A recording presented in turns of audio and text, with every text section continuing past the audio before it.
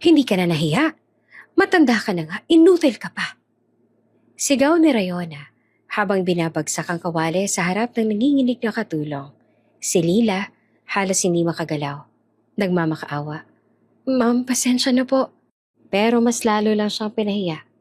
Pasensya? Ayoko ng pasensya. Kung hindi ka lang mura at walang pamilya, matagal na kitang pinaalis. Tumawa si Rayona, malakas na walang konsensya.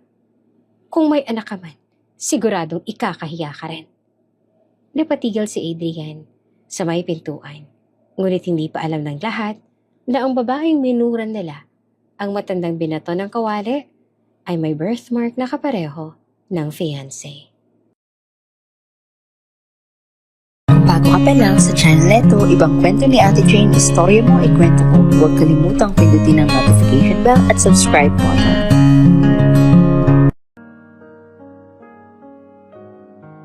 Tahimik ang umagang iyon sa malaking mansyon ng mga Di Alegre. Mula sa bintanang nakabukas sa kusina, pumapasok ang malamig na hangin. Nandoon si Lila, ang matandang katulong na kilala sa pagiging tahimik. Magaan kumilos at hindi lumalaban kahit maliitin pa siya.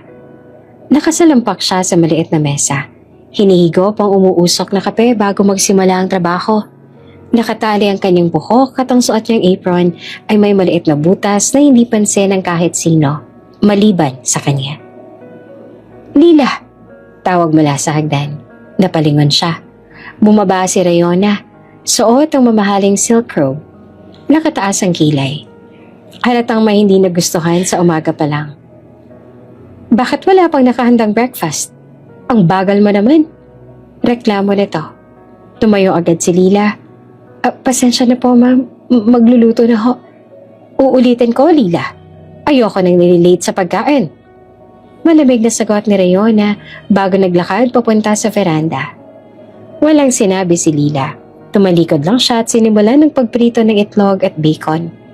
Sanay na siya sa tono ni Rayona. Sanay na siyang sabihan, pagsabihan at maliitin. Pero kahit minsan, hindi siya sumagot pabalik.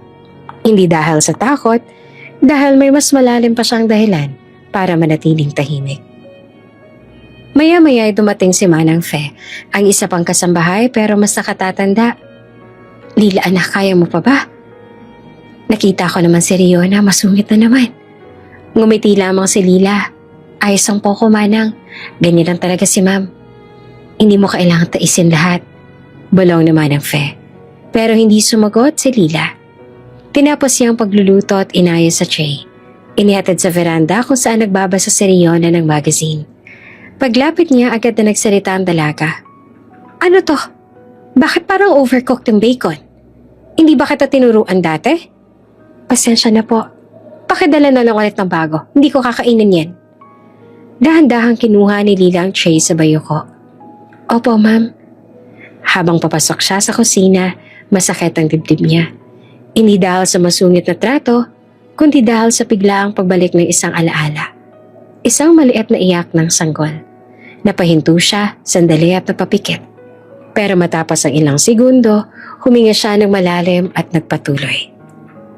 Bandang tanghali habang nasa laundry area siya, napansin niyang dumating ang mga kaibigan ni Rayona. Sigawan, tawanan, maingay at sagana sa papuri kay Rayona na para bang siya ang pinakamabuting tao sa mundo. Girl, your house is huge! Grabe ang sosyal! Sabi ng isa. Nako, hindi naman. Sagot ni Rayona. Kunyari mahinhin pero halatang tuwang-tuwa. I have staff naman who keep the place clean. Napatigil sila nang makita si Lila na naglalakad, bit-bit ang basket ng nilabang damit. Oh, hi! Sabi ng isa sa mga bisita. Medyo nahihiya. She's your helper? Yes. She's slow sometimes but at least she's not noisy. Sagot ni Rayona na tumawa pa. Nakangiti ang mga kaibigan pero halata ang hindi komportableng tingin nila kay Lila. Para bang siya'y hangin lang, parang nasa background lang sa sarili niyang buhay. Lila bowed slightly. Good afternoon po. Mahina niyang bate. Pero pagtalikod niya, narinig pa niya ang bulungan. Kawawa naman. Bakit ang sungit mo sa kanya, Rayona? Ay girl, if you only knew, that woman owes me a lot. Sa loob-loob ni Lila, hindi mo alam ang totoo, ma'am. Hindi mo alam ang totoo kong inaalagaan. Pagsapit ng hapon, naging mas tahimik ang mansyon. Umalis sa mga kaibigan ni Riona at ang dalaga naman ay pumunta sa gym para mag-exercise. Doon ay hindi siya nang-iistorbo, kaya may kaunting pahinga si Lila. Pero tuwing hapon din, may isang bagay na hindi nilalampasan. Ang pagpunta niya sa maliit na silid sa gilid ng laundry area. Ang silid na hindi pinapasok ng kahit sino. Binuksan niyang pinto, amoy lumang papel. Amoy lumang kahapon. Sa loob ay may maliit na kahong kahoy. Umupo si Lila sa sahig. Binuksan niya ang kahon at doon nakita ang isang lumang baby blanket. Kupas at may ilang punit sa gilid. Pero malinis at iningatan. Hinawakan ni iyon na para bang pinakamahalagang bagay sa mundo. Napapikit siya, tumulo ang luha. Anak, bulong niya. Pasensya ka na ha. Sa nanay mo. Pasensya na kung hanggang ngayon, hindi ko pa rin mahanap ang lakas ng loob. Tumingala siya, hawak-hawak ang blanket sa dibdib. Pero darating din ang araw, matatagpuan din kita ulit. Doon siya nagsimulang umiyak ng tahimik. Hindi malakas, hindi humahagulkol, kundi yung luha na parang nanggaling sa matagal na panahong pagtitiis. Hindi niya alam na nasa labas ng pinto si Manang Fe. Dahan-dahang nakikinig. Nag-aalala pero hindi niya binuksan ang pinto. Kawaan ka ng Diyos, Lila. Bulong naman ng Fe bago umalis. Nang dumating ang gabi, tahimik na muli ang mansyon. Si Lila naman ay nag-aayos ng mesa sa dining room. Lumapit si Rion at halatang masama ang mood. Lila, bakit ganito ang pagkakaayos? Hindi ba dapat pantay ang mga kutsara? Paulit-ulit na lang tayo. Opo ma'am, ayusin ko po. Hindi mo lang tumingin si Riona habang dadaan. Sana naman kahit minsan sumabay ka sa standard ko. You're too slow. Tumango lamang si Lila. Pero na makalayo si Riona, hindi mapigilan ni Lila ang simpleng ngiti. Isang mapait pero matatag na ngiti. Dahil hindi alam ni Riona at hindi pa alam ng buong mundo kung bakit pikit mata si Lila sa lahat ng sakit. Dahil lahat ng ginagawa niya ay may isang dahilan, para sa anak niya. At ang tanging hawak niya ngayon ay isang lumang baby blanket na puno ng luha na walang nakakaalam kundi siya. Maagang naabisuhan ng buong mansyon. Darating si Adrian mamaya. Isang maikli pero excited na anunsyo mula kay Riona habang pababa ng hagdan na parang runway ang dating. Agad na nagkatinginan ng mga kasambahay. Si Adrian Villaverde, ang mabait, calm, at well-mannered fiancé ni Riona. Tuwing dumarating ito ay parang may biglang liwanag sa mansyon. Hindi dahil mayaman siya, kundi dahil magalang at hindi siya mapagmataas. Si Lila na nagwawali sa hallway, hindi napigilang umiti nang marinig ang balita. Magpupunta pala si Sir Adrian. Bulong niya na medyo kinikilig pero hindi obvious. Napansin naman iyon ni Manang Fe. Oh, ayan ka na naman. Tuwang-tuwa ka talaga pag nandito yon. Ay, hindi naman Manang. Mabait lang po kasi si Sir. Sagot ni Lila na halatang nahiya. Eksakto ang 2:00 ng hapon, tumigil ang itim na sasakyan sa harap ng mansyon. Mabilis na lumabas si Riona. Magarang suot at agad itong naglakad na parang nagmamodel. Adrian! Tawag niya sabay kintat at kuha ng kamay ng fiancé. Ngumiti naman si Adrian. Halatang sanay na sa overacting na lambing ni Riona. Hi love, how are you? Ako? Perfect! Kasi andito ka. Biglang lambing, biglang sweet, biglang gentle, parang ibang tao. Samantala kaninang umaga, halos pagalitan niya na ang buong mansyon. Pagpasok na lang sa foyer, mabilis na nag-incline ang ulo si Adrian sa mga kasambahay. Magandang hapon po. Hindi naman sanay ang mga staff sa ganoong paggalang, kaya halos sabay-sabay silang napayuko, lalo na si Lila, na halos hindi na tumingin dahil sa sobra ang respeto niya.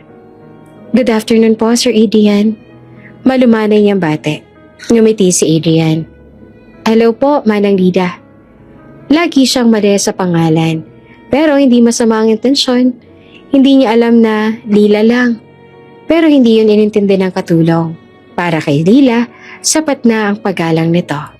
Pagdating sa living room, nag-ayos agad si Riona ng throw pillows. Napaka-sweet voice at napaka-demure sa paraan ng pag-upo.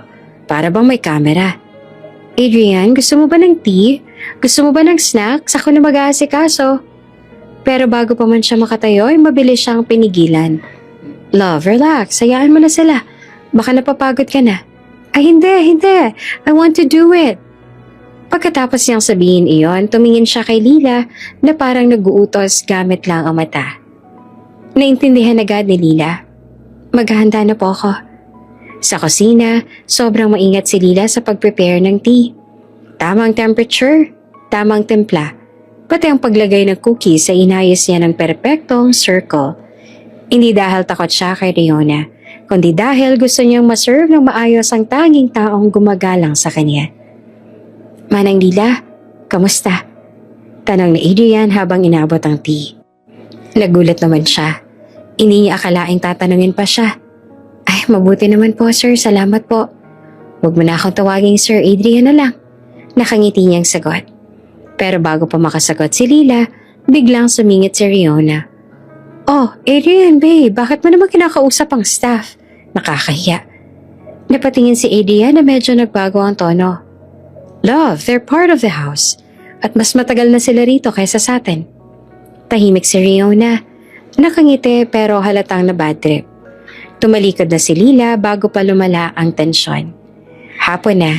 Naglakad si Adrian sa garden para magpahangin. Kasunod si Riona pero busy sa phone. Si Lila naman ay nagdidilig ng mga halaman. Uy, ganda ng garden ah. Puri ni Adrian habang lumalapit kay Lila. Ang healthy ng mga halaman. Nagulat si Lila. Napayuko ng mahigpit. Salamat po. Sinisikap ko pong alagaan. Tumingin si Adrian sa kanya. Gentler this time. You're doing great. Kita naman. At doon, unang beses na halos mapasigaw sa selo si Riona. Ahem! Tiningnan niya si Lila mula ulo hanggang paa. Lila, pwede ka na sa loob. I don't like dirt on Adrian's shoes. Love! Kontra naman ni Adrian. Pero ngumiti lang si Lila. Okay lang po, papasok na po ako. At umalis siya, dala ang natitirang dignidad. Pagpasok ni Lila, narinig niyang nagtatalo si Riona at Adrian. Mahina lang, pero malinaw. Babe, bakit mo ba siya pinapakitaan ng special treatment? Hindi ko siya pinapakitaan, I'm just being polite. Pero bakit nga? Katulong lang naman siya. Tumigil si Adrian. Nang magsalita siya, malamig pero mahinahon. Love, wala tayong lang dito. Tao sila. Napatulala si Lila sa hallway. Hindi alam kung matutuwa ba o maiiyak. Pagsapit ng hapunan, nagsalo sina Riona at Adrian sa dining room. Si Lila ang nag-serve. Kapag si Adrian ang kaharap niya, sobrang maingat siya at bawat galaw. Kapag si Riona naman, mabilis, pero tama. Mukhang pagod ka, Manang Lila, sabi ni Adrian. Napatingin naman si Riona agad at parang bantay. Hindi naman po sir. Mabilis yung ayos. Kung kailangan mo ng break, sabihin mo lang. Dagdag niya. Napaubo si Riona at halatang naiinis. Adrian babe, you're being too soft. Or you're just being too harsh. Balik niya ng diretso pero hindi galit. Hindi na nakareact si Riona. Tumahimik na lang siya at ngumiti ng pilit. Si Lila naman ay tumalikod at naglakad pabalik ng kusina. May dalang init sa dibdib. Hindi romantiko, hindi crush, kundi pasasalamat na may isang tao palang nakikita siyang may halaga. Matapos ang lahat, nag-ayos si Lila ng kusina nang marinig niya ang boses ni Adrian mula sa sala. Love, sana mas maging gentle ka sa kanila. Hindi naman sila kalaban. Fine, iritang tugon ni Riona. Ngumiti si Lila habang nagliligpit ng baso. Hindi pa nga ako magbabago si Riona, pero para kay Lila. Basta andun si Adrian, may isang taong handang magtanggol sa kanya. Kahit hindi niya hinihingi. At sa unang pagkakataon, hindi ganong kabigat ang gabi sa mansyon. Maagang nagising ang buong mansyon dahil may lunch meeting si Riona at Adrian sa city. Nagmamadali ang staff sa paghahanda, table setting, car prep, at wardrobe ng dalaga. Si Lila gaya ng dati ay tahimik lang. Maagang naglaba, naglinis, at ngayon ay nag-aayos ng bulaklak sa living room. Pero habang inaabot niya ang mataas na vase, bigla siyang napaurom ng sumakit ang braso niya. Napasinghap siya. Pilit tinatakpan ng pasa na lumitaw mula kagabi pa. Isang pangyayaring hindi niya pwedeng ikwento. Papunta sa kusina si Adrian para kumuha muna ng tubig bago sila umalis. Nadatnan niyang mag-isa si Lila. Nakatalikod, hawak ang vase. "Good morning po." Nagulat naman si Lila at napabitaw ng bahagya sa vase. Buti na lang, hindi nahulog. "Ay, sir, good morning po." Napansin agad ni Adrian ang pagkabigla niya. At mas lalo niyang napansin ang pilit na pagtatago ni Lila sa braso. "Manang Lila, okay ka lang?" Opo sir, ayos lang po ako." Hindi naman kumbinsido si Adrian. Lumapit siya ng isang hakbang. "Pwede ko ba makita yung braso mo para bang?" Mabilis na umatras si Lila at nanginginig. Sir, nadulas lang po ako kagabi. Mali lang ang kapit ka sa railings. Pero okay lang po ako, promise." Pero kitang-kita ang pamumula ng mata niya, tanda ng puyat sa pag-iyak. "Ano nangyayari dito?" Nasa pinto na si Riona, naka-cross arms, halatang nag-iinit ang ulo. Sa tono niya pa lang, alam nang hindi maganda ang pag-uusap mamaya. Tumango si Adrian kay Lila, parang sinasabing, "Don't worry, hindi kita papahiyain." "Love?" sagot niya. May pasasi ng Lila, nadulas daw. Pero imbes na mag-alala ay tumalim ang mata ni Riona. Di nadulas. And, katulong lang naman siya eh. Sanay na yan sa gawaing bahay, normal lang yan sa kanila. Hindi na kumibo si Adrian, pero halatang biglang lamig ng tinig niya. Si Lila naman nakatungo lang.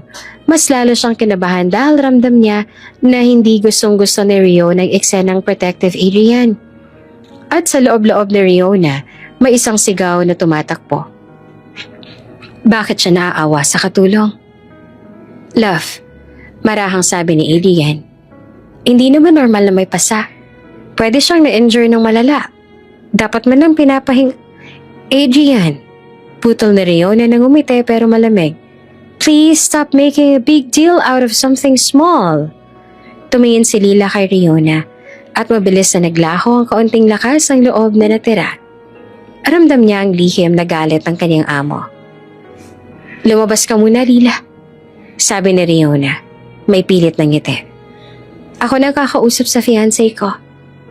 Yes po, ma'am," sagot ni Lila sa bayuko at mabilis na umalis. Habang naglalakad sa hallway, nanginginig ang kamay niya. Hindi dahil kay Adrian, kundi dahil kay Riona. Dahil alam niyang kung nagagalit na ang amo, may kasunod iyon. Mag-isa na si Adrian at Riona sa living room. "Love, bakit ka nag-react ng ganon?" Tanong ni Adrian na calm pero firm. "Because you're acting weird." "She's just a staff. Katulong lang. Di mo kailangang kampihan." Napakunot ang noon ni Adrian. "Hindi ko naman siya kinakampihan. I'm simply being concerned. Tao siya, Riona." "Bakit? Gusto mo ba siya?" Sabog na tanong ni Riona. Natigilan si Adrian. "Seriously? That's ridiculous." Pero hindi iyon nakatulong. Mas lalo lang nasaktan ng pride ni Riona. Sa dami ng taong nagbibigay ng atensyon sa kanya, bakit parang mas napapansin ng fiancé niyang tahimik na katulong? Sa laundry room, nakaupo si Lila sa maliit na bangko. Hawak ang braso niya. Nilalagyan ng yelo kahit na masakit. "Diyos ko po," mahina niyang bulong. Hindi ko naman ginusto na makita niya. Unti-unti siyang napaluha. Hindi niya alam kung mas natatakot ba siya sa magiging reaksyon ni Riona o sa pag-aalalang baka isipan ni Adrian na biktima siya. Pero ang totoo, may mas malalim na dahilan ng pasa. Isang taong hindi pwedeng banggitin. Isang gabi na ayaw niyang maalala. Bago umalis si Riona at Adrian, kailangang makakain muna sila. Si Lila ang inutusan na mag-serve. Tahimik siya, halos hindi tumitingin sa kanila. Pero hindi nakaligtas kay Adrian ang konting pag-igik niya tuwing tatama ang tray sa braso. "Manang Lila," marahang sabi ni Adrian. Sigurado ho ba kayong okay kayo? Kung may kailangan ka, mabilis siyang tumango. Opo sir, kaya ko po. Pero ang sagot niya ay naputol nang magtama ang tingin niya kay Riona. Malamig, matulis, galit na galit. Napayo ko agad si Lila. Pag-alis ni Lila, tumayo si Riona at lumapit kay Adrian. Tama na ngang kakaawa sa katulong na yon? Nakatingin siya ng diretso sa fiancé. I don't like it, Adrian. Hindi ako natutuwa, ah. Riona. No, I said stop. Bumaba ang boses niya. Halos pabulong pero puno ng puot. But you're making me look stupid. Hindi sumagot si Adrian. Pero sa tingin niya, malinaw na may mali. May hindi sinasabi. At hindi siya naniniwalang nadulas lang si Lila. Habang nagbibihis ng si Riona para sa meeting, lumapit si Adrian sa hallway kung saan may ginagawa si Lila. Manang Lila, mahinahon niyang sabi. Napalingon siya at kinakabahan. If ever, may kailangan kang sabihin, kahit hindi ngayon, sabihin mo ha, hindi kita papahiya. Napaluha si Lila, pero ngumiti. Opo sir, salamat po. At umalis si Adrian. Bitbit ang isang tanong na bumabagabag sa kanya. Sinong nakasakit sa kanya? Pagsara ng pinto ng sasakyan na pangiti si Riona. Hindi dahil sa masaya siya, kundi dahil siguradong malilimitahan niya ang pakikipag-usap ni Adrian sa katulong. At sa mansyon na iyon, habang unti-unting lumalalim ang gabi, may isang taong humahawak muli sa malamig na baby blanket sa maliit na silid. Si Lila. Takot, tahimik, at may pasa na hindi nadulas, kundi gawa ng nakaraan na pilit niyang tinatako. Mainit ang hapon sa mansyon. May mga bisita si Riona, mga kaibigan niyang sosyal, naka-heels at mamahaling bag. Bilang hostess, abala si Riona sa pag-aayos ng mesa, pero hindi dahil gusto niyang mag-effort, gusto lang niyang magmukhang perfect sa harap ng lahat. Si Lila tahimik na nag-aayos ng pagkain sa buffet table. Sanay siya sa pressure na Riona. Pero ngayong may bisita, doble ang pag-iingat niya. Lila, bilisan mo naman, para kang robot. Sigaw ni Riona kahit ang lapit-lapit lang nila. Opo ma'am, sagot ni Lila na hindi tumitingin. Pumasok ang ilang bisita sa dining area. Wow, ang ganda ng setup, sabi ng isa. Ngumiti naman si Riona na parang anghel. Thank you, Lila. Make sure perfect lahat, okay? Nang ilabas na ni Lila ang main dish, kinabahan siya. Mabigat ang tray at masakit pa rin ang pasa niya. Pero pinilit niya pa rin. Paglapag niya sa mesa, hindi sinasadya. Ngunit medyo natapon ng kaunting sauce sa gilid ng plate ni Riona. Isang patak lang. Isang maliit na bagay. Pero para kay Riona, isang malaking kasalanan iyon. Ano to? Sabog ni Riona. Halos kumalabog ang boses sa buong dining room. Napatigil ang mga bisita. Tahimik lahat. Si Lila, nanlaki ang mata. Pasensya na po ma'am. Aayusin ko po. Pasensya? Pasensya lang? Lila, ilang beses na. Hindi pa siya natapos, kinuha ni Riona ang table napkin at pinunasan ng madiin ang plate niya. Hindi ka ba marunong magtrabaho? Isang simple lang na pag-serve hindi mo pa magawa. Nakakahiya ka? Napayo ko si Lila. Nanginginig ang kamay. Opo ma'am, sorry po. Ang mga bisita naman ay nagkatinginan. May umubo para basagin ang tensyon. May isa pang babae na bumulong sa katabi. Grabe naman siya, parang sauce lang.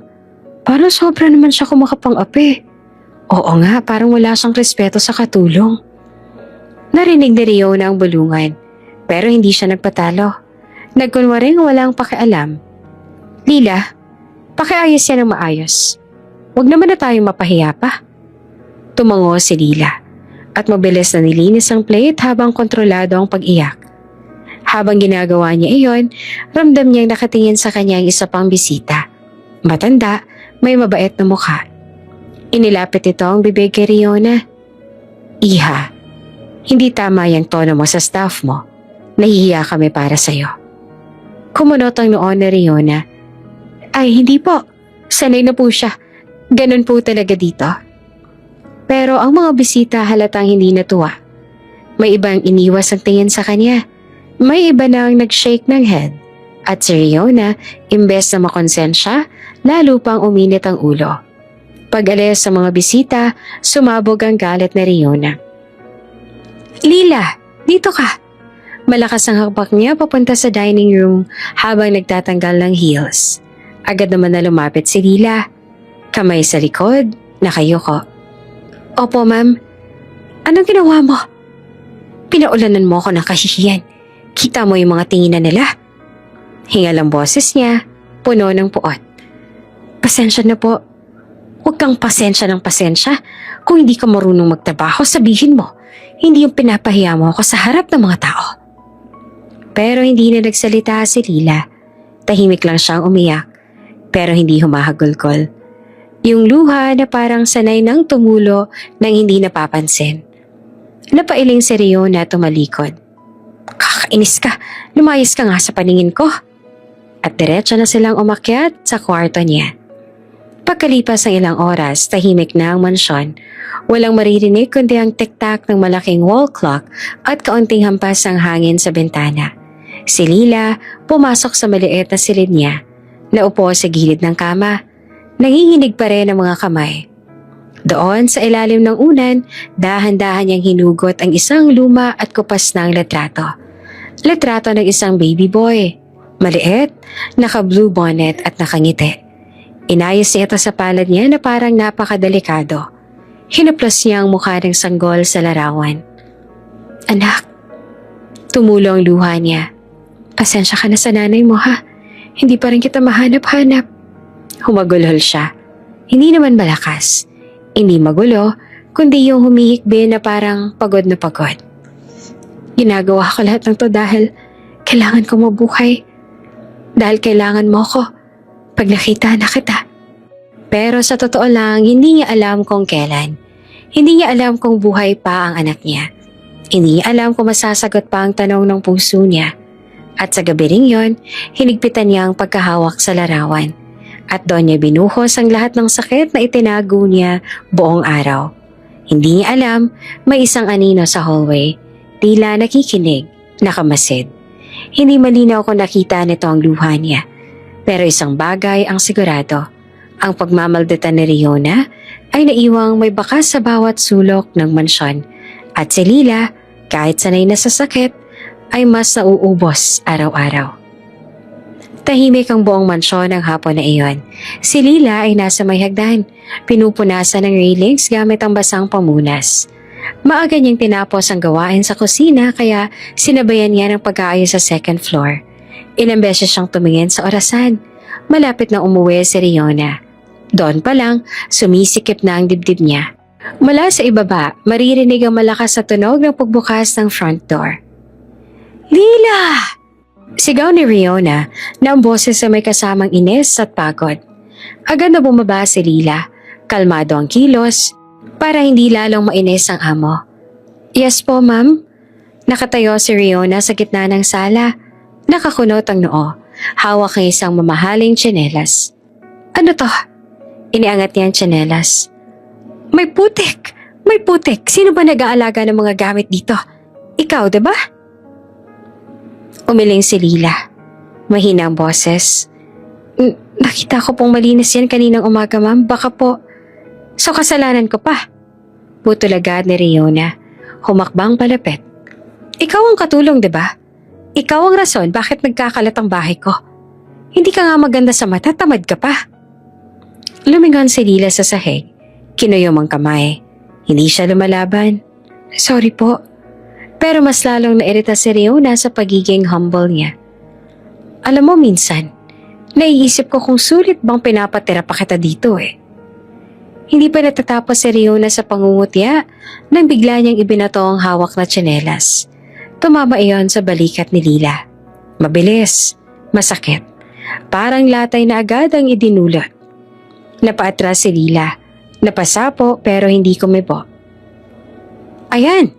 Para matuto ko maglinis ng maayos. Tumaas pa ang kilay ni Riona. Next time, kapag may nakita akong dumi kahit alikabok lang, Lalagyan kita ng schedule sa labas. Doon ka matuto. Hindi naman gumalaw si Lila.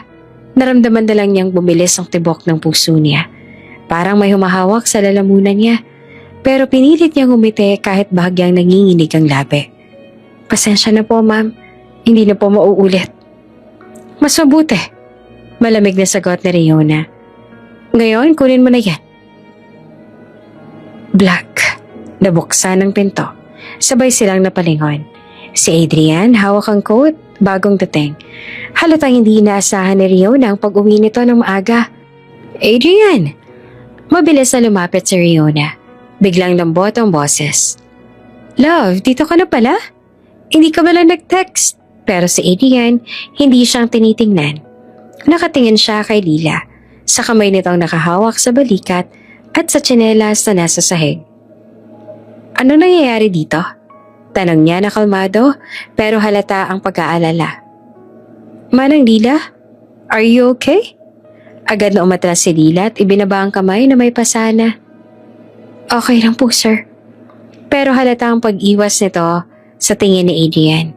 At dahil doon ay mas lalo lang itong nag-alala. Riona, sabi ni Adrian, turning to her. Bakit parang may iniiyakan si Lila? Tapos bakit may tsinelas sa sahig? Nag-aaway ba kayo? Tch! Napatawa si Riona ng pilit. Love naman, ang bilis mo naman mag-isip. Clumsy lang yung katulong na yan. Natamaan ng tsinelas kasi nadulas. Hindi niya sinasadya.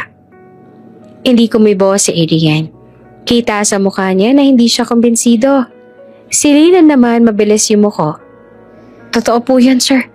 Sorry po kung nagulo ko ang sala. Pero pangatlong beses nang humingi ng sorry si Lila ngayong araw. At sa tono niya, parang takot na takot siyang magsalita ng kahit anong taliwas sa sinabi ng amo. Manang, malumana yung boses ni Adrian. Nagtatrabaho ka ba ng maayos? May nararamdaman ka bang masama? Wala po, ayos ang po ko. Pero habang sinasabi niya iyon, unti-unting namumula ang balikat niya sa ilalim ng manipis na tela. Hindi man makita ni Adrian ang buo, sapat na ang anggulo para mapansin niya ang bahagyang pamumula. Mabilis siyang tinapunan ng tingin si Riona. Are you sure na nadulas lang siya? Umikat ang mata ni Riona. Adrian, please, wag mo na nga akong gawing kontrabida sa sarili kong bahay. Kung may ginawa ko, sasabihin ko, pero wala nga, 'di ba? Hindi ko kailangan saktan ng tauhan ko. Napangiti at palabig ang labi niya. Halatang napipikon. Kung masyado ka nag-aalala, baka gusto mo ikaw na rin ang mag-train sa kanya. Tahimik si Adrian. Pero hindi na katulad ng dati. Hindi iyon tahimik na nagpaparaya. May bigat, may tanong, at may duda. Manang Lila, sabi niya muli and softer this time. Pakicheck mo muna ang balikat mo. Kung masakit talaga sabihin mo, ha? Tumango naman si Lila ng mabagal. Opo, sir. Go! Utos na Riona, pasungit. Magpahinga ka muna sa likod, mukhang napagod ka masyado. Pagkalayo ni Lila, agad na kumapit si Riona sa braso ni Adrian at ngumuwi ng sweet. Love, huwag ka maniwala sa kanya. Sobrang arte lang talaga noon minsan. Alam mo naman yan. Pero hindi kumikilos si Adrian. Hindi nag-aabraso pabalik. Hindi rin ngumiti. Riona, malamig ang tono. Hindi ako komportable kapag may nakikita akong takot sa mata ng tao. Lalo na kung kasama mo sa bahay. Takot? Natawa si Riona. Love, baka nahihiya lang siya. No? Sabat niya. It was fear. Hindi yun hiya. Tahimik si Riona sa unang pagkakataon. Nagtagal ang tensyon sa pagitan nila. Isang katahimikang parang nagsisimulang magkabitak-bitak sa relasyon nila. Sa kabilang dulo ng mansyon, nakaupo si Lila sa maliit na laundry room. Binubuksan ng kwelyo para tingnan ang namumulang balat. Marahang pinisil pasa, pero hindi umiiyak. Hindi dahil masakit, kundi dahil sanay na siya. Ang hindi niya alam, may isang tao ngayon lang nakakita. At hindi yan basta-basta magwawala na ang nakikita niya. Dahan-dahan nagsimulang magtanim ng tanong si Adrian. Ano bang totoong nangyayari dito? Tahimik ang gabi sa mansyon. Wala nang ingay sa salas. Wala nang yabag ni Riona at wala na ring tanong si Adrian na nakakapagpapagabag sa puso ni Lila. Nakaupo siya sa maliit na kwarto na para sa mga katulong.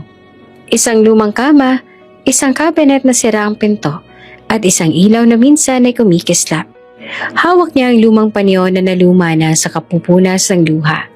Doon nakabalot ang isang bagay na hindi niya kailanman iniwan. Isang maliit na Polaroid photo. Sa retratong iyon may nakabalot na sanggol. Maputla pero nakangiti ng bahagya. Para sa iba, simpleng larawan lang. Para kay Lila, buong mundo niya. Umupo siya sa heg, ibinaba ang ulo, at dahan-dahang hinaplos ang gilid ng picture. Doon nagsimula ang mga alaala. Unti-unti, parang pelikulang bumabalik. Ilang taon na nakalipas, isang maulang gabi, si Lila ay basang-basa. Hawak ang munting sanggol na tila nahihirapang huminga. Nakatakbo siya papasok sa maliit na pampublikong ospital. Hindi niya alintana na ang mga taong nakatingin sa kanya, ang mahalaga ay mabuhay ang anak niya. Miss, ang bata ay may problema sa baga. Sabi ng nurse agad, kailangan siyang ma-admit. Magkano pong gagastasin? Hingal na tanong ni Lila. Paulang bayad po muna at may lab test pa na kailangan. Napatigil siya. Ang pera niya sa bulsa, sapat lang sa bigas at ulam pag kinabukasan. Wala siyang ipon, wala siyang asawa, wala siyang pamilyang masasandalan. Pero nang marinig niya ang paghahabol ng hininga ng sanggol, hindi siya nagdalawang isip.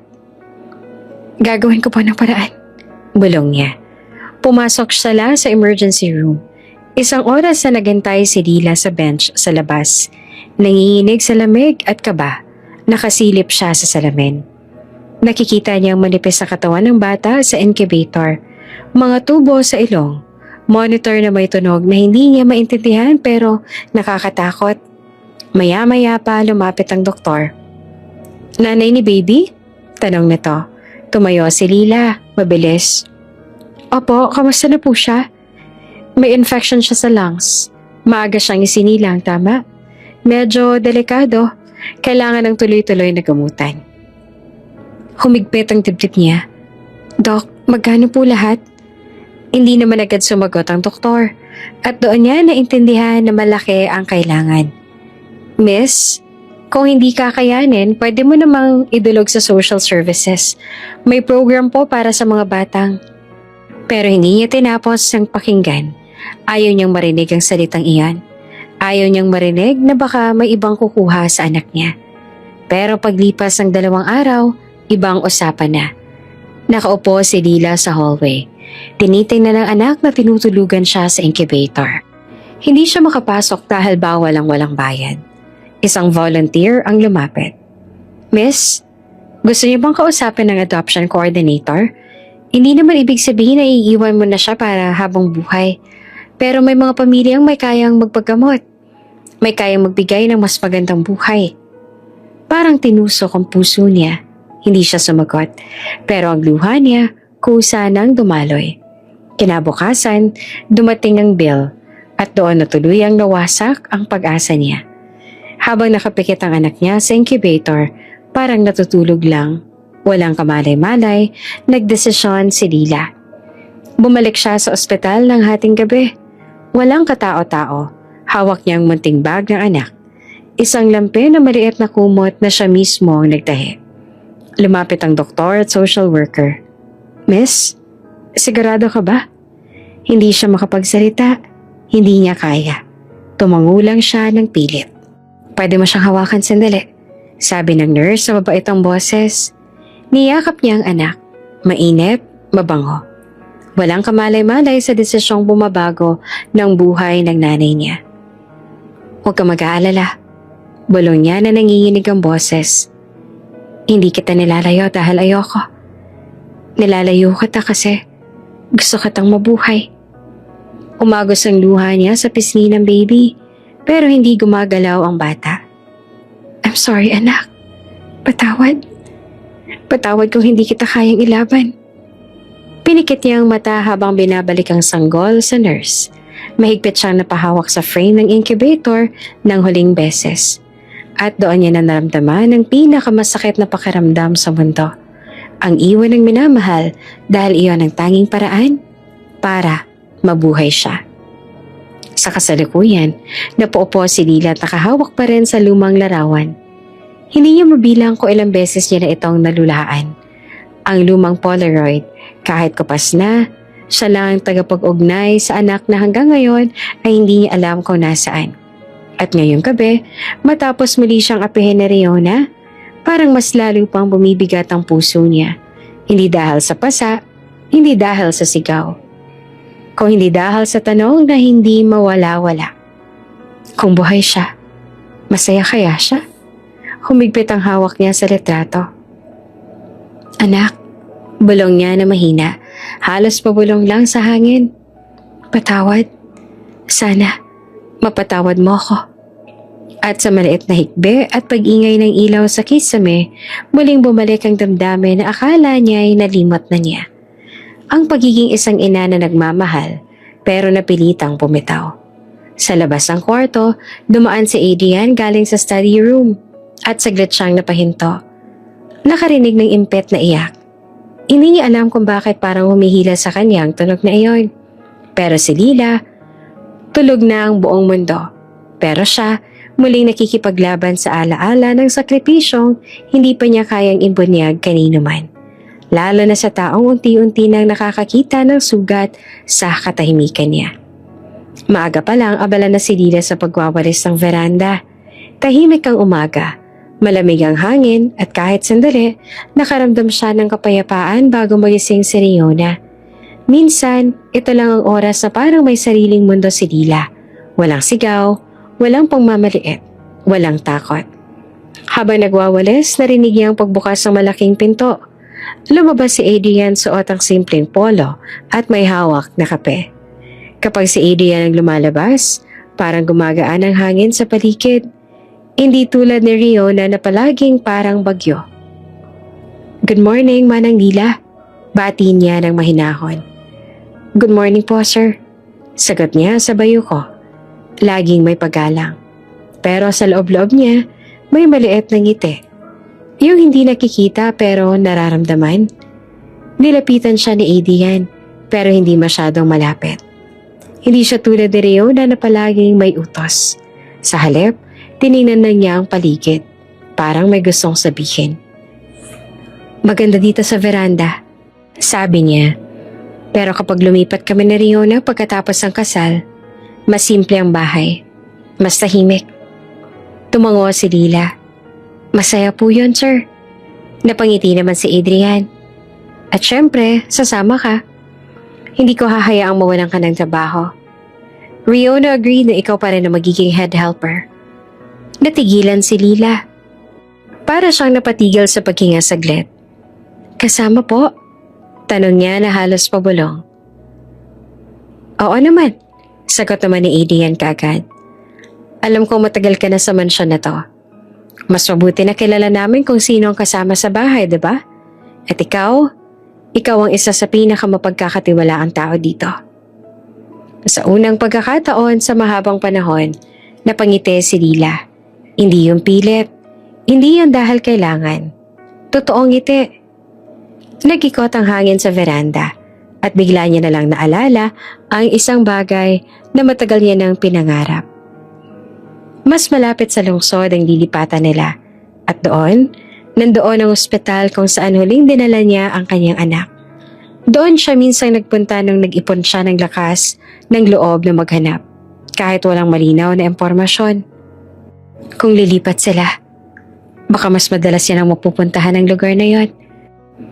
Baka mas malapit na siya sa pakiusap ng puso niya. Hindi niya sinabi pero sa loob niya, sumisigaw ang pag-asa. Salamat po, sir. Mahina niya na lang nasabi. Pero may tinatagong saya sa tono. Malaking bagay po yan sa akin. Adrian nodded. You deserve it, Manang. At sana, magkaroon na ng mas magaan na araw. Napansin ko kasi na parang pagod na pagod ka lagi. Medyo kumunot naman ang noo ni Lila. pero hindi na siya nagsalita. Hindi naman niya kayang isumbong si Riona. Hindi yon ang ugali niya. Okay lang po ako. Sabi niya na tipid ang ngiti. Pero bago pa man makasagot si Adrian, may tumunog na takong na mabilis na bumaba sa hagdanan. Adrian! Sigaw ni Riona. Hindi nakikita pero alam agad na papalapit na ang attitude. What are you doing out here? Paglabas niya sa veranda, agad niya nakita sina Adrian at Lila na nag-uusap. Maliit lang ang distansya nila, pero sapat na iyon para sa isang taong tulad ni Riona na mabilis mag-isip ng masama. Good morning, sagot naman ni Adrian. Kalmado pa rin. Nag-uusap lang kami ni Lila tungkol sa... Kayong dalawa? Putol niya na tumaas ang kilay. About what exactly? Napalunok si Lila. Ma'am, tungkol lang po sa paglipat ninyo. Ah, so nakikipagkwentuhan ka na ngayon? May diin sa boses, may halong pangmamata. Agad namang yumuko si Lila.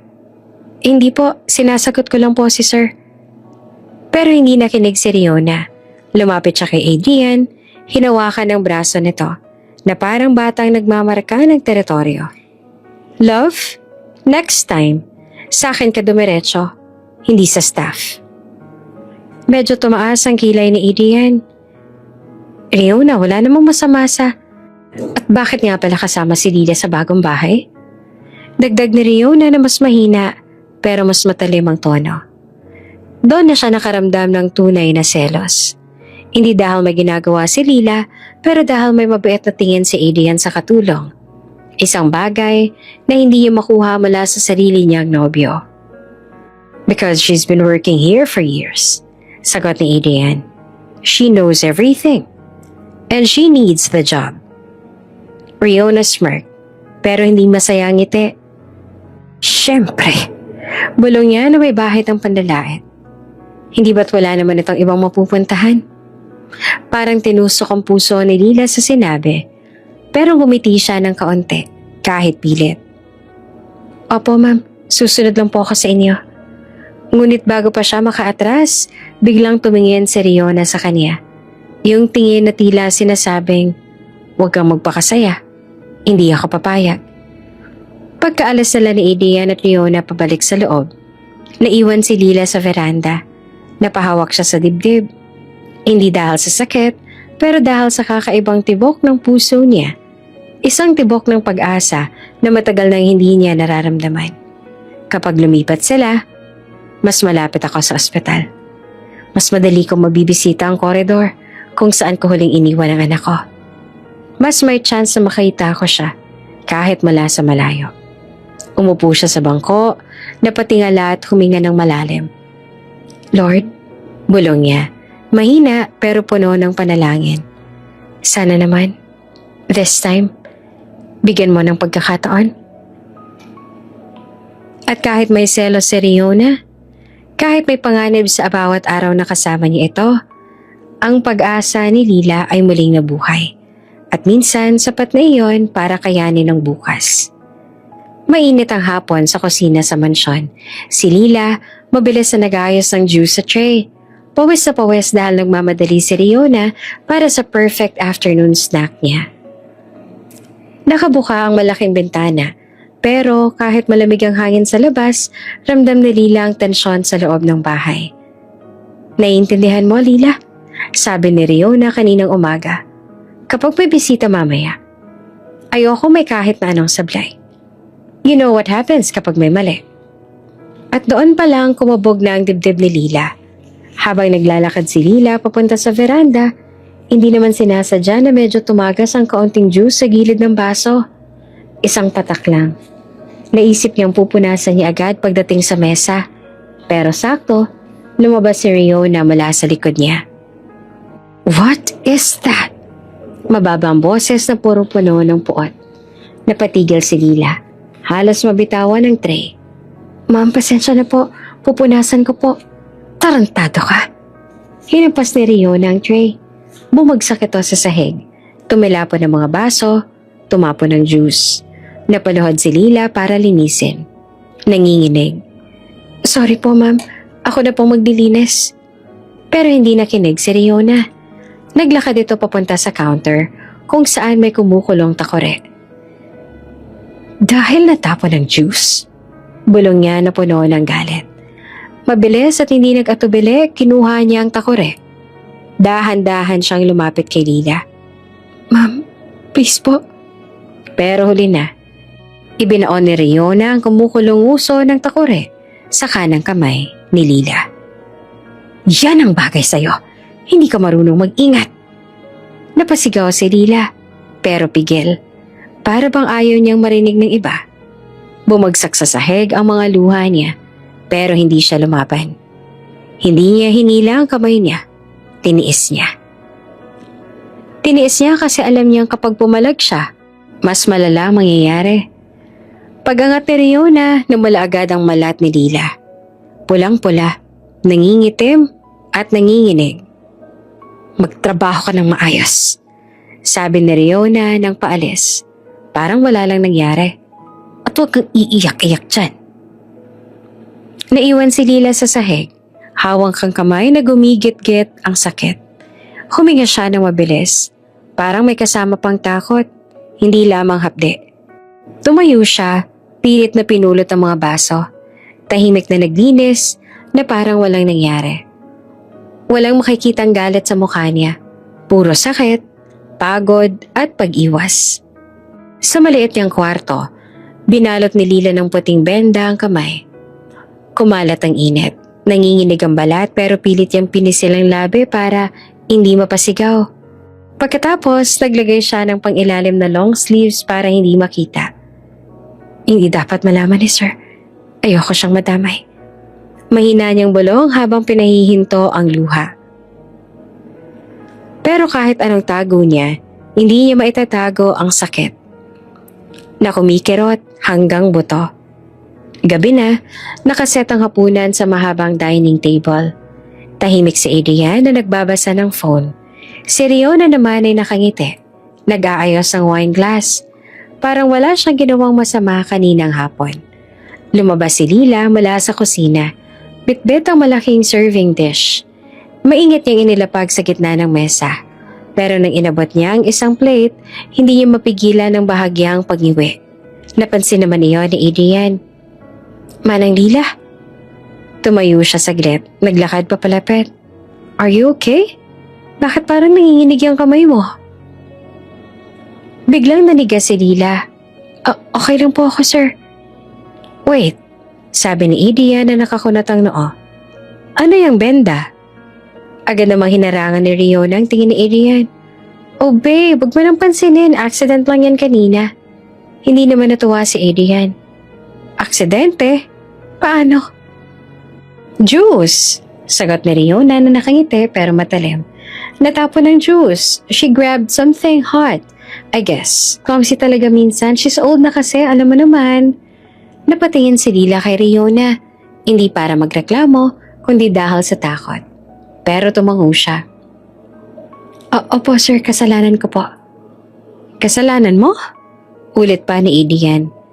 Manang Lila, paano mo naging kasalanan kung napaso ka? Nagkatinginan silang dalawa. Si Lila nagmamadaling yumuko. Si Riona nag-angat ng kilay. Nagbabantang parang may hawak na kutsilyo ang mata. Adrian, mas firm ang tono ni Riona.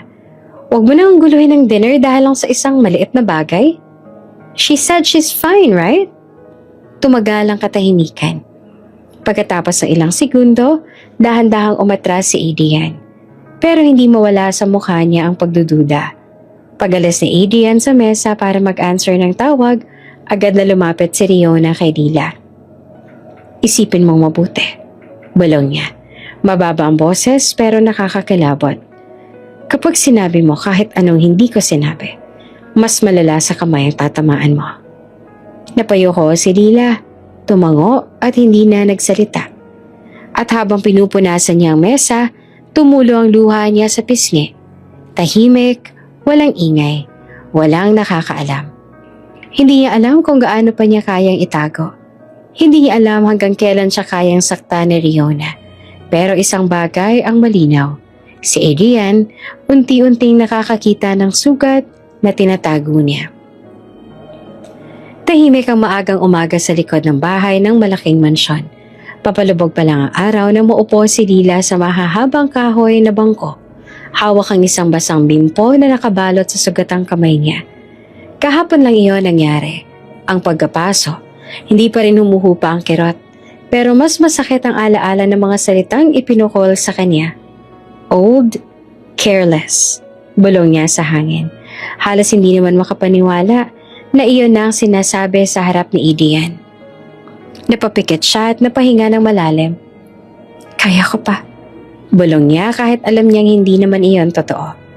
Habang nakayuko si Lila, may biglang lumapit at umupo sa tabi niya. Kalmadong tinig ang naririnig niya. Oy, Lila, ayos ka lang ba? Si Mara naman iyon. Isa sa mga matagal ng kasambahay sa kabilang bahay.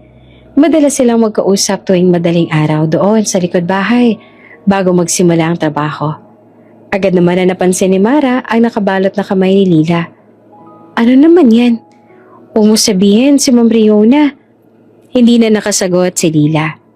Umiling na lang siya at mabilis na tinakpan ng sugat na parang nahihiya. Napabuntong hininga si Mara.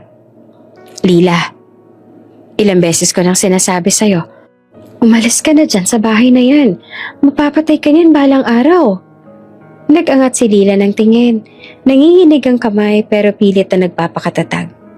Mara, kailangan ko lang talaga ng trabaho tsaka ayokong umalis habang nandito si Sir Adrian. Napakunot ang noon ni Mara. Halatang nagtataka. Si Sir Adrian? Bakit parang iba ka kapag siyang pinag-uusapan? Umiling si Lila, pilit na tinatago ang emosyon. Pinagmasdan siya ni Mara. Hindi siya kumbensido. Lila, kliyente mo lang sila. Wala ka namang obligasyon na alagaan sila habang buhay. Lalo na si Sir Adrian. Napalunok si Lila. Pilit na kinakalma ang sarili. Alam ko. Pero ewan ko ba, kapag andito siya, parang safe ako. Parang may nagbabantay. She forced a small smile. Minsan nga lang ako makaramdam ng ganon. Safe? Ulit ni Mara at bahagyang lumalambot ang tono. Lila, hindi mo trabaho maghanap ng proteksyon sa mga amo mo. Tumingin si Lila sa sahig. Pinisil ang laylayan ng lumang apron niya. Hindi niya maipaliwanag. Hindi niya alam kung bakit. Ibang klase ang pagtingin niya kay Adrian.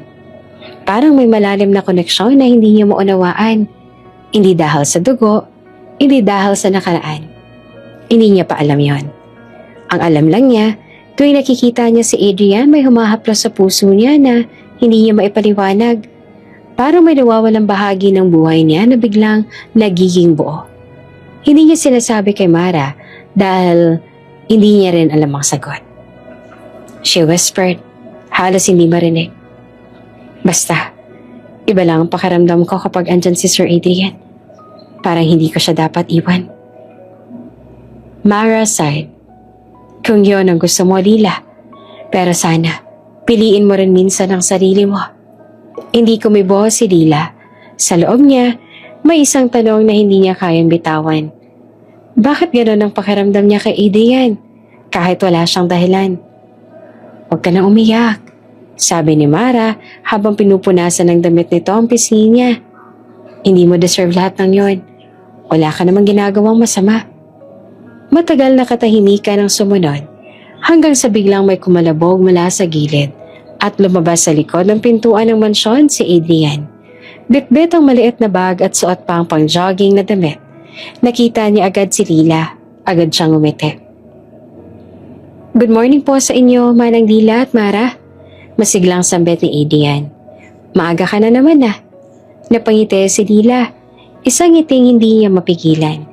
Isang ngiting hindi niya kayang pigilan tuwing nakikita si Adrian na masaya. Buo, buhay. Good morning po, sir. Sagot naman niya. Napatingin si Adrian sa kamay ni Lila. Agad na bumigat ang mukha niya.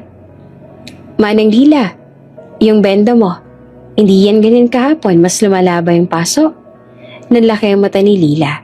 Hindi niya inasahang diretso niyang babangkitin ang tungkol sa nangyari. Nagkatinginan naman sila ni Mara. Parehong kabado. Lila? Mahinang sabi niya. Please, magpatingin ka mamaya sa clinic. Ako nang kakausap kay Riona. Hindi ka dapat nasasaktan sa sarili mong trabaho. Kung hindi lang nakatingin si Mara, baka tuluyan ang bumigay ang luha ni Lila. Ramdam niya ang pag-aalala ni Adrian.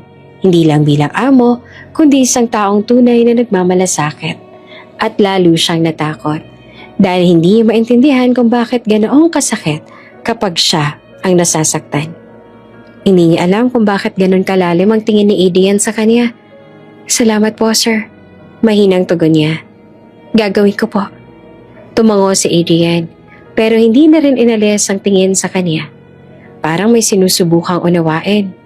Parang may hinihilang unti-unti nang nabubuo. At doon nagsimula ang kaba sa dibdib ni Lila. Hindi dahil sa paso, kundi dahil baka makita ni Adrian ang isang lihim na hindi pa niya handang harapin. At doon nakaramdam si Mara ng kakaiba. Sa loob ng bahay, nag-aayos ng hapag para sa breakfast ng mag-fiancé na si Riona at Adrian. Paulit-ulit na tumatakbo sa isip ni Lila ang sinabi ni Mara. Mapapatay ka niyan. Baliwala sana kung hindi totoo. Pero hindi niya makakalimutan ang galit sa mga mata ni Riona noong nahuli nitong lumalapit si Adrian sa kanya kagabi. Kita niya ang galit, kita niya ang paninibugho. Isang maling kilos, isang maling sulyap.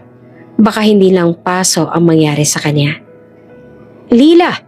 Sigaw ni Riona mula sa itaas. Bring my robe and hurry! Tanga ka ba? Napakapit si Lila sa mesa. Dahan-dahan siyang huminga bago umakyat. Sa hagdan pa lang ramdam niya na ang panghihina ng tuhod niya. Pero napalakas siya ng isang alaala. Yung ngiti ni Adrian kaninang umaga. Parang may boses na malumanay sa loob niya. Kaya ko to. Dahil gusto ko makita pa ang anak ko. Pagdating ng gabi, dumalo si Mara ulit sa likod bahay. Dalang prutas. Lila, pag-isipan mo. Kung gusto mo, tutulungan kitang maghanap ng ibang amo. Yung hindi ka sasaktan. Yung hindi ka aapihin. Napangiti si Lila kahit namumugto ang mata. Salamat ha, Mara. Pero hindi pa. Lila, hindi pa ako pwedeng umalis. Sabay hawak ni Lila sa dibdib niya. Sa loob ng madilim na kwarto ay mag-isa si Lila. Tahimik niyang hinubad ang benda sa kamay. May sugat pa rin. Nangingitim ang paligid. Pero may mas malinaw na sugat sa puso niya. Ang pag-asa na ayaw niyang bitawan. Habang nakatingin sa maliit na picture frame ng sanggol na iniwan niya noon, bumulong siya. Anak, kahit masakit, lalaban muna si Mama. Hindi niya alam kung tama. Hindi niya alam kung sapat. Pero nag-iisa siyang tao sa bahay na iyon na nagmamahal ng totoo. At yan ang dahilan kaya hindi pa siya kayang umalis. Mainit ang sikat ng araw sa malaking kusina ng mansyon. Abala si Lila sa paghahanda ng hapunan, soup para kay Riona. Paborito nito tuwing hapon. Maingat niyang tinitingnan ang sabaw. Siniguradong tama ang timpla bago ilagay sa tray. Pero bago pa man siya makalapit sa dining area, sumalubong na agad ang boses ni Riona. Lila!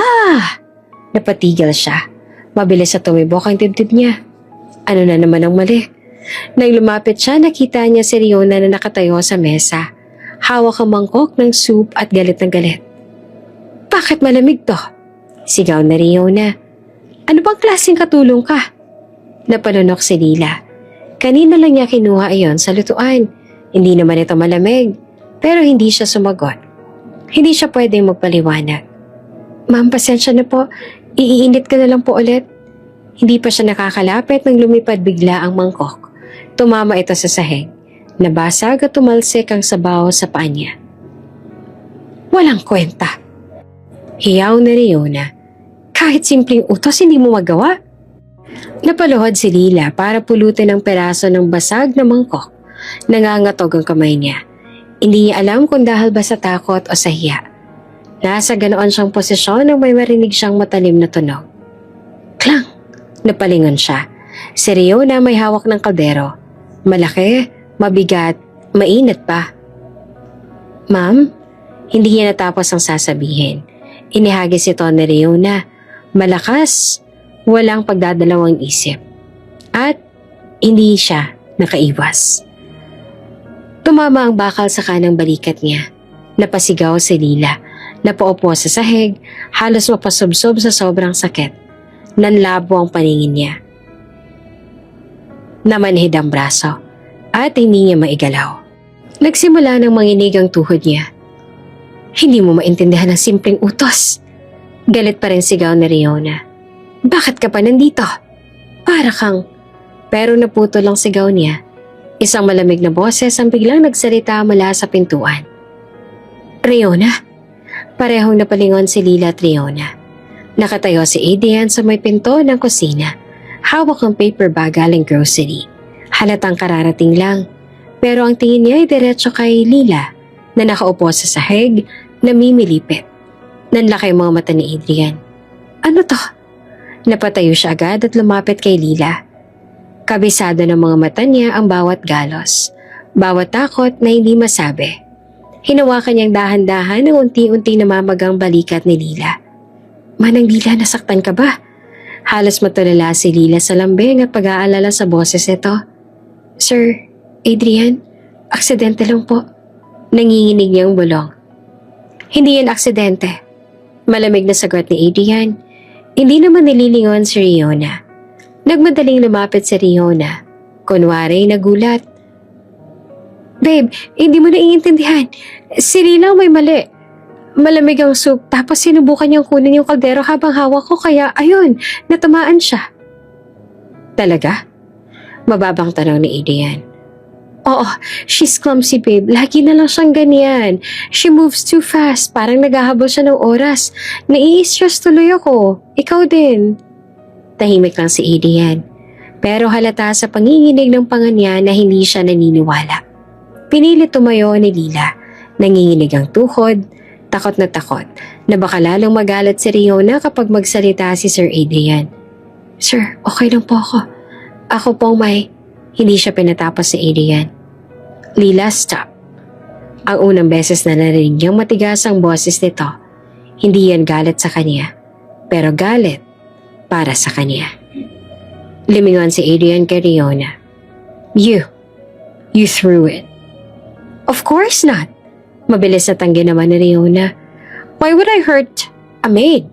Adrian, babe, please, I'm stressed. You know I've been planning our engagement dinner all day. Hindi siya pinapakinggan ni Adrian. Kinuha niya ang cellphone at parang may tatawagan. Nataranta naman si Riona. Wait, babe, what are you doing? Calling the driver. Sagot ni Adrian na malamig. He'll bring Lila to the clinic. That bruise is big. She needs immediate check. Clinic? Napalakas ang boses ni Riona. Para saan? Gasgas lang naman yan. Nag-angat ang tingin si Lila na parang hinihiwa ang dibdib ni Adrian. Gasgas? Ang sakit halos hindi siya makahinga. Umusad si Adrian at marahang inilalayan si Lila tumayo. Calm, dahan-dahan. Tila gustong sumigaw ni Riona. Adrian, hindi ka ba makikinig sa akin? Sa fiancé mo? Para lang sa isang mahinang tingin lang na Adrian ang pumigil sa kanya. Riona, enough. Tahimik ang buong kusina. Pati mga kasambahay na nakasilip mula sa malayo, hindi makagalaw. Tumingin si Adrian kay Lila. Hold on to me. Nagulat si Lila sa init ng kamay niyang nakahawak sa siko niya. Matatag, maingat, parang ayaw siyang masaktan ulit. Pinilit niyang umiti kahit humihilab ang balikat. Kaya ko naman po maglakad, sir. Pero hindi mo kailangan tiisin. Sagot ni Adrian na mahina pero mariin. Pagdaan nila sa harap ni Riona, iniwas ni Riona ang tingin. Hindi dahil nahihiya, kundi dahil nangingitim sa selos. Sa bintana, kita ng buong staff ang paglalakad nila palabas. Si Lila halos nakasandal sa braso ni Adrian. Si Adrian hindi naman maitago ang galit sa pag-aalaga. Napalunok si Mara sa likod bahay habang pinapanood iyon. Ay, Diyos ko, babae. Delikado ka na talaga. Bulong niya. Pagkasara ng pintuan ng sasakyan, napahawak si Lila sa damit niya. Sinusubukang pigilan ang pag-iyak. Hindi dahil sa sakit, kundi dahil sa tanong na pilit sumisiksik sa puso niya. Bakit ganito ang pag-aalala ni Adrian? Bakit ganito siyang tumingin sa akin? At bakit? Bakit pakiramdam niya mas lalo lang siyang hindi kayang umalis? Ilang linggo na lang bago ang kasal, tahimik na umaga sa kusina ng mansyon, si Lila ay abala sa paghahanda ng kape at merienda. Ngunit ramdam ang bigat sa kanyang mga balikat. Pilit niyang pinipigilan ang luha. Ngunit hindi niya maiwasan na minsan ay mapaiyak habang nag-iingat sa bawat galaw. Habang nag-aayos ng mga tray, may napansin siyang anino sa sahig. Si Adrian pala, pumasok ng tahimik. Tila may pakiramdam. Napatingin si Lila at sa hindi sinasadya, tumulo ang luha mula sa kanyang mata. Hindi niya matakpan ang pagkabahala sa mukha niya. Manang Lila, sabi niya, dahan-dahang inalis ang tray na hawak ni Lila. Hayaan mong tulungan kita. Hinawakan ni Adrian ang braso ni Lila na maingat. Inalis ang pamumula ng galos. Habang pinapahid ang antiseptic, napansin niya ang isa pang bagay. Isang maliit na birthmark sa tagiliran ni Lila. Bahagyang natatakpan ng kanyang damit. Nakita niyang mas malinaw ng bahagyang umikot si Lila habang nag-aayos ng posisyon. Ang hugis, ang kulay, at ang lokasyon. Parang eksaktong kopya ng birthmark niya noon sa parehong lugar. Hindi makapaniwala si Adrian. Tumigil siya sa pag-aalaga sandali. Manang Lila, anong? Napalingon si Lila at nahihiya. Ang mga mata niya ay puno ng pag-aalala at takot. Sir, wala po, birthmark ko lang po yan. Bulong niya na halos pabulong. Ngunit hindi naman makalimot si Adrian. Ang puso niya ay parang huminto sa isang saglit. Paulit-ulit niyang pinagmamasta ng birthmark. Hindi pwede. Hindi pwede ito. Bulong niya sa sarili. Hindi siya nagmamadaling magsalita o magtanong ng diretsyo. Tahimik niyang pinagmasdan si Lila habang tinapos ang pag-aalaga sa paso. Napansin niyang nanginginig ang katawan nito. Hindi lamang dahil sa sakit, kundi sa kaba. Okay ka na ba? Tanong niya sa mahina niyang boses. Ngunit may halong kaba at takot. Opo sir, salamat po. Sagot ni Lila sa bayo ko. Habang naglilinis ng mga gamit sa kusina, hindi niya maiwasang pansinin ang bawat kilos ni Lila. Ang bawat galaw, ang pag-iingat, ang tahimik ng kababaang loob na matagal nang ipinapakita niya. Ngunit sa loob ng puso ni Adrian, may iba na siyang nararamdaman. Isang kakaibang pagkakakilanlan na hindi niya maipaliwanag. Habang naglalakad pabalik sa dining area, hindi naman maalis sa isip ni Adrian ang larawan ng kaniyang pagkabata. Ang maliit na birthmark sa tagiliran niya noon. Isang bagay na matagal niya nang hindi napapansin dahil sa dami ng nangyayari sa buhay niya. Ngayon ay muling lumitaw sa kanyang harapan. Hindi pwede. Hindi pwede. Bulong niya sa sarili. Ramdam niya ang tibok ng puso niya.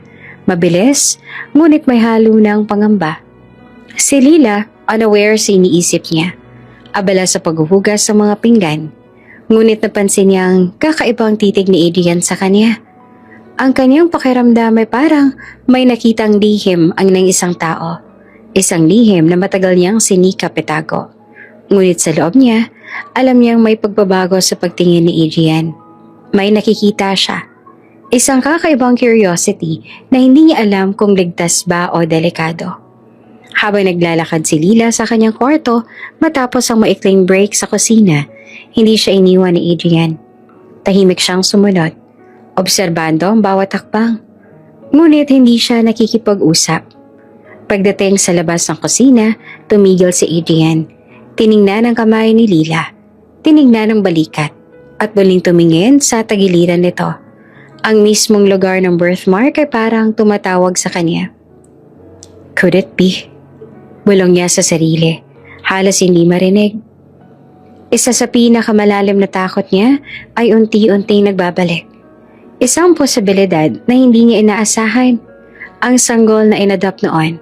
Ang ina na nawala sa kanya. Baka siya mismo ang katulong na matagal na siyang iniwan. Alam niyang ampon siya dahil hindi naman tinago iyon sa kanya. Huminga ng malalim si Lila. Hawak ang lumang larawan ng sanggol na iniwan niya noon. Hindi niya alam na sa kabilang silid pinagmamasdan siya ni Adrian. Isang lalaki na unti-unting nakakakita sa lihim ng nakaraan. Isang lihim na matagal niyang iniwasan. Hindi pa niya sinasabi, ngunit sa bawat sandali na naglalakad siya sa mansyon, may kaba siya, may pangamba.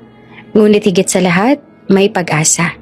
At sa tahimik na kusina, habang nagbabalot ng galos at luha, parehong nagtatago ang puso nila. Si Lila sa takot at hiya. Si Adrian sa hindi maipaliwanag na pagkilala at pagdududa.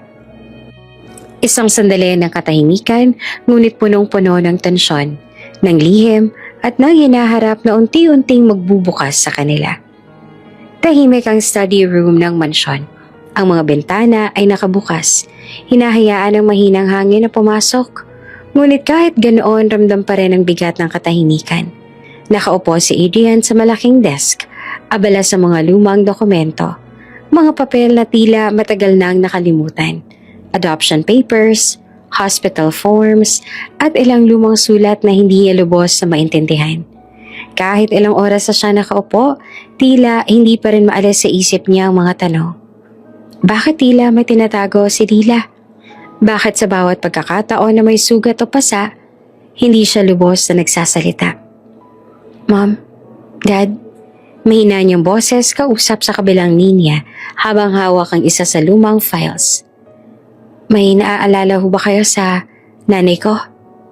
Napatingin ang mag-asawang Amparo at Benigno, ang adoptive parents ni Adrian. May bahagya namang tensyon sa mga mata nila. Hindi halatang galit, pero may tagong kaba. Bakit mo natanong yan? Sagot ni Benigno at pilit na kalmado. Kasi may nakikita ako. Parang may koneksyon sa isang katulong sa mansyon nila, Riona. Sagot ni Adrian. Hindi pa rin tinitingnan ng mga magulang. Nagpalitan ng tingin sina Amparo at Benigno. May halong kaba at pag-aalala. Pilit nilang iniwas ang kanyang tanong, ngunit malinaw na may alam sila. Adrian, siguro, hindi mo na lang dapat iniisip iyan. Mahinang sabi ni Amparo, pilit na kalmado. Matagal na yon, anak. Ngunit hindi nakinig si Adrian. Pinagpatuloy niyang tingnan ang mga papeles, ang mga petsa, pangalan ng mga nurse, address ng ospital, bawat detalye yung nakita niya. Dahan-dahang pinagsama-sama sa ulo niya. Sa kabilang banda, si Lila ay abala naman sa kusina. Naghahanda ng hapunan. Tahimik siya, ngunit ramdam niya ang bigat ng mata ng mansyon. Bawat galaw niya, bawat hakbang, iniingat niyang hindi makita ni Riona. Hindi niya gustong magkamali at muling mapagsabihan. Pero higit sa takot sa amo, may tinatagong takot siya sa tanong ni Adrian. Kung matuklasan nito ang kanyang nakaraan, ano kaya ang magiging reaksyon nito? Para ligtas, iniwas niya si Adrian sa bawat pagkakataon. Kung magkaroon man sila ng mata sa mata, mabilis siyang lumilihis o magpapanggap na abala sa trabaho. Kahit ang pinakamaliit na ngiti, tiniis niyang itago para hindi mapansin ng kanyang amo at para hindi siya ma-reprimand ni Riona. Manang Lila, isang hapon habang nag-aayos siya ng lumang papeles sa opisina, biglang narinig niya ang boses ni Adrian mula sa likod. Pwede ba kitang makausap kahit saglit? Napapikit naman si Lila. Biglang lumamig ang katawan niya. Hindi niya alam kung paano sasagot. Kung pupunta siya, baka muling mainis si Riona. Kung hindi naman, baka mas lalo pang magtataka si Adrian. Sir, abala pa po ako. Mabilis naman niyang sagot. Sabay patuloy sa pag-ayos ng tray ng mga pinggan. Ngunit hindi umalis si Adrian. Tahimik lang siyang nakatayo. Hawak ang isa pang lumang sulat. Parang iniisip, parang pinag-aaralan. Hindi biro ang titig niya, hindi galit. Hindi rin tuwa, suspicious. Si Lila kahit tahimik ramdam ang tensyon. Mabilis siyang lumingon sa tray, nagkunwaring abala, ngunit bawat galaw niya ay binabantayan ni Adrian.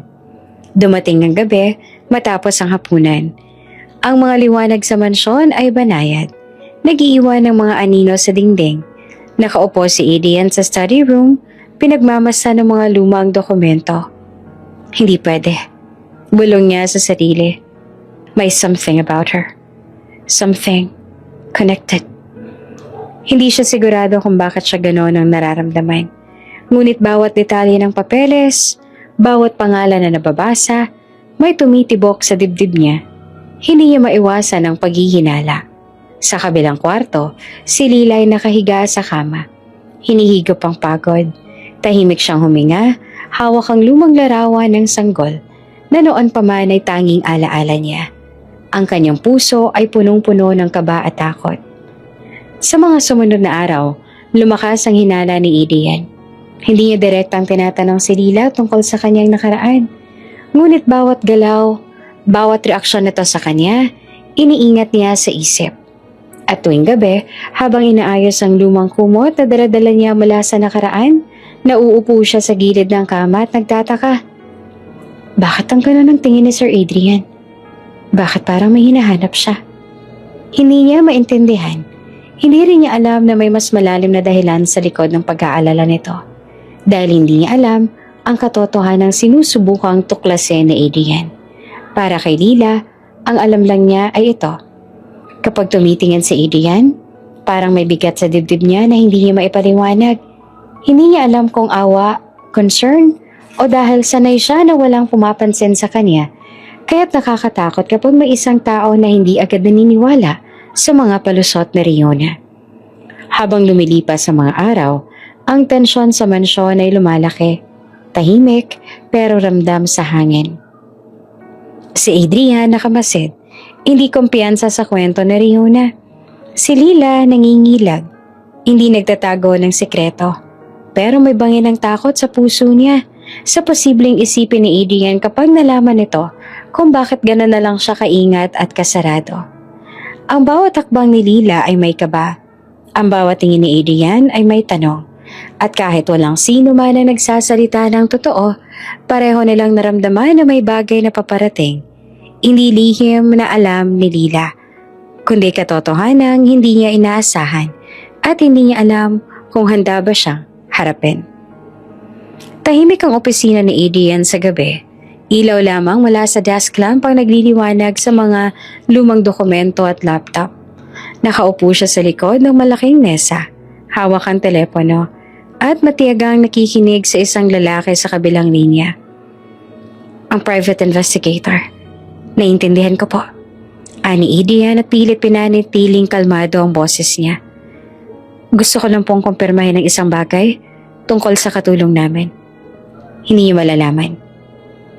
Tumango siya sa sarili, bagamat walang nakakakita. Ang dibdib niya ay parang humihigpit, puno ng tensyon. Sa loob ng maraming araw, hindi niya matanggal sa isip ang nakita niya sa birthmark ni Lila. Ang eksaktong hugis, eksaktong lokasyon at ang hindi maipaliwanag na pagkakapareho nito sa kanya. Kinabukasan, dumating sa mansyon ang isang lalaki na may suit at maliit na notepad. Mukha siyang profesional, ngunit may halong pagdududa. Sir Adrian, naiintindihan ko ang instructions niyo pero nagsimula siya. Ngunit ano po? Mabilis namang tanong ni Adrian. Bakit ang katulong po ang gusto ninyong imbestigahan? Matamis ngunit halatang nagugulahan ang boses ng detective. Karaniwan corporate matters, fraud o mga business rival ang nare-report. Pero isang katulong ho, hindi ko po maintindihan, sir. Napahinto si Adrian. Tumahimik sandali, pinisil ang kanyang noo. Ramdam ang tensyon sa dibdib. Hindi niya pwedeng ibunyag ang dahilan, hindi pa. Just follow her. Her past, discreetly.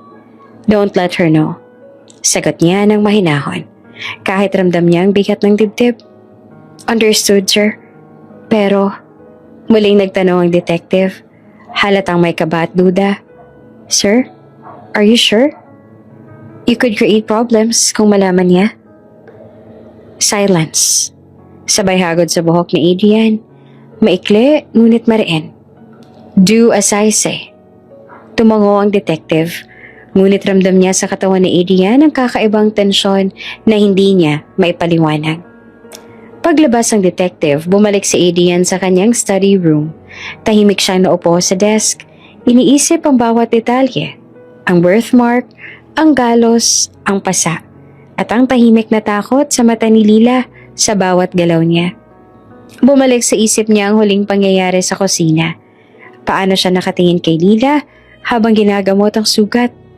Paano siya numutawi sa bawat galaw nito na parang may kilala sa kanya pero hindi niya maipaliwanag? Napabuntong hininga siya. Bakit nga ba ako ganito? Bulong niya sa sarili. Bakit parang may koneksyon sa kanya na hindi ko mawari? Sa kabilang banda, si Lila ay abala sa kusina. Hindi alam na may lalaking susunod sa bawat kilos niya. Kahit ang bawat pagpihit niya ng tray o bawat pagakbang sa sala, may nagmamasid sa kanya sa lihim. Naglalakad siya ng dahan-dahan. Iniwas si Adrian. Sa isip niya, kung may makakakita, baka mainis muli si Riona. Kung may makakaalam ng mga lihim niya, baka mas mahirapan siyang hindi makasama sa lungsod. Ngunit kahit anong pag-iingat niya, may maramdaman siya. Parang may mga mata na hindi nakikita, ngunit nakakakita ng bawat galaw niya. Makalipas ang ilang araw, nagsimula nang magbigay ng reports ang detective kay Adrian. Sir, may ilan pong discrepancy sa records na nakita ko. May naglabas ng adoption files, isang hospital entry, at iba pang detalye. Nakatayo si Adrian. Tiningnan ng mga papel na dala ng detective. Ramdam niya ang tibok ng puso niya. Bawat pahina ay may binubukas na isang nakatagong pinto. Pero sir, hindi malinaw eh. May iba pang detalye pero hindi ko po sigurado. Maaari hong coincidence lang. Paliwanag ng detective. Tumango naman si Adrian. Keep investigating. Don't stop. I need to know the truth. Napansin niya na sa bawat pangungusap, kahit kaunti, ramdam niya ang kaba at pag-aalala.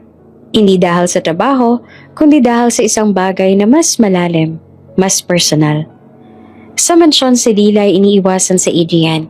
Takot siyang hindi makausad sa lungsod. Ngunit hindi niya alam na ang bawat takbang niya ay sinusubaybayan.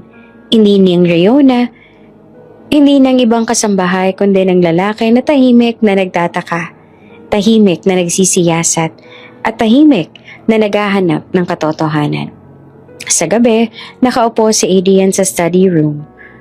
Muling tinitingnan ang bawat dokumento. Hindi siya nagsasalita.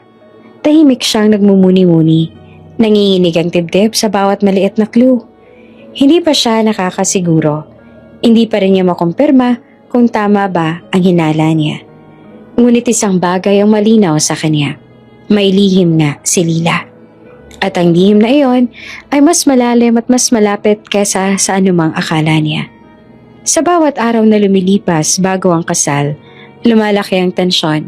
Si Adrian tahimik na naghahanap ng sagot. Si Lila tahimik na nagtatako. At sa pagitan nila, may lumalagong misteryo. Isang lihim na unti-unting bubukas, ngunit hindi pa handa para sa alinman sa kanila. Tahimik ang study room sa mansyon. Ang lampara sa ibabaw ng mesa ay nagliliwanag sa mga lumang files at dokumento ng adoption. Nakaupo si Adrian sa harap ng detective. Hawak ang isa pang folder. Pilit pinipigil ang sarili na hindi magpakita ng emosyon. Sir, may impormasyon po tungkol sa katulong ninyo. Simula ng detective. Halatang nagdadalawang isip sa bigat ng sasabihin. Tumango naman si Adrian. Ramdam ang bawat tibok ng puso niya. Sige, sabihin mo. Dahan-dahang inilabas ng detective ang mga lumang dokumento, hospital records, adoption papers, at medical na ulat. Si Lila, may anak po siya, baby boy, pero may congenital illness. Wika niya na halos pabulong. Napahinto si Adrian sa hininga. Pakiramdam niya ay parang huminto ang oras. Ang bawat salita, ang detective ay parang dagok sa dibdib niya.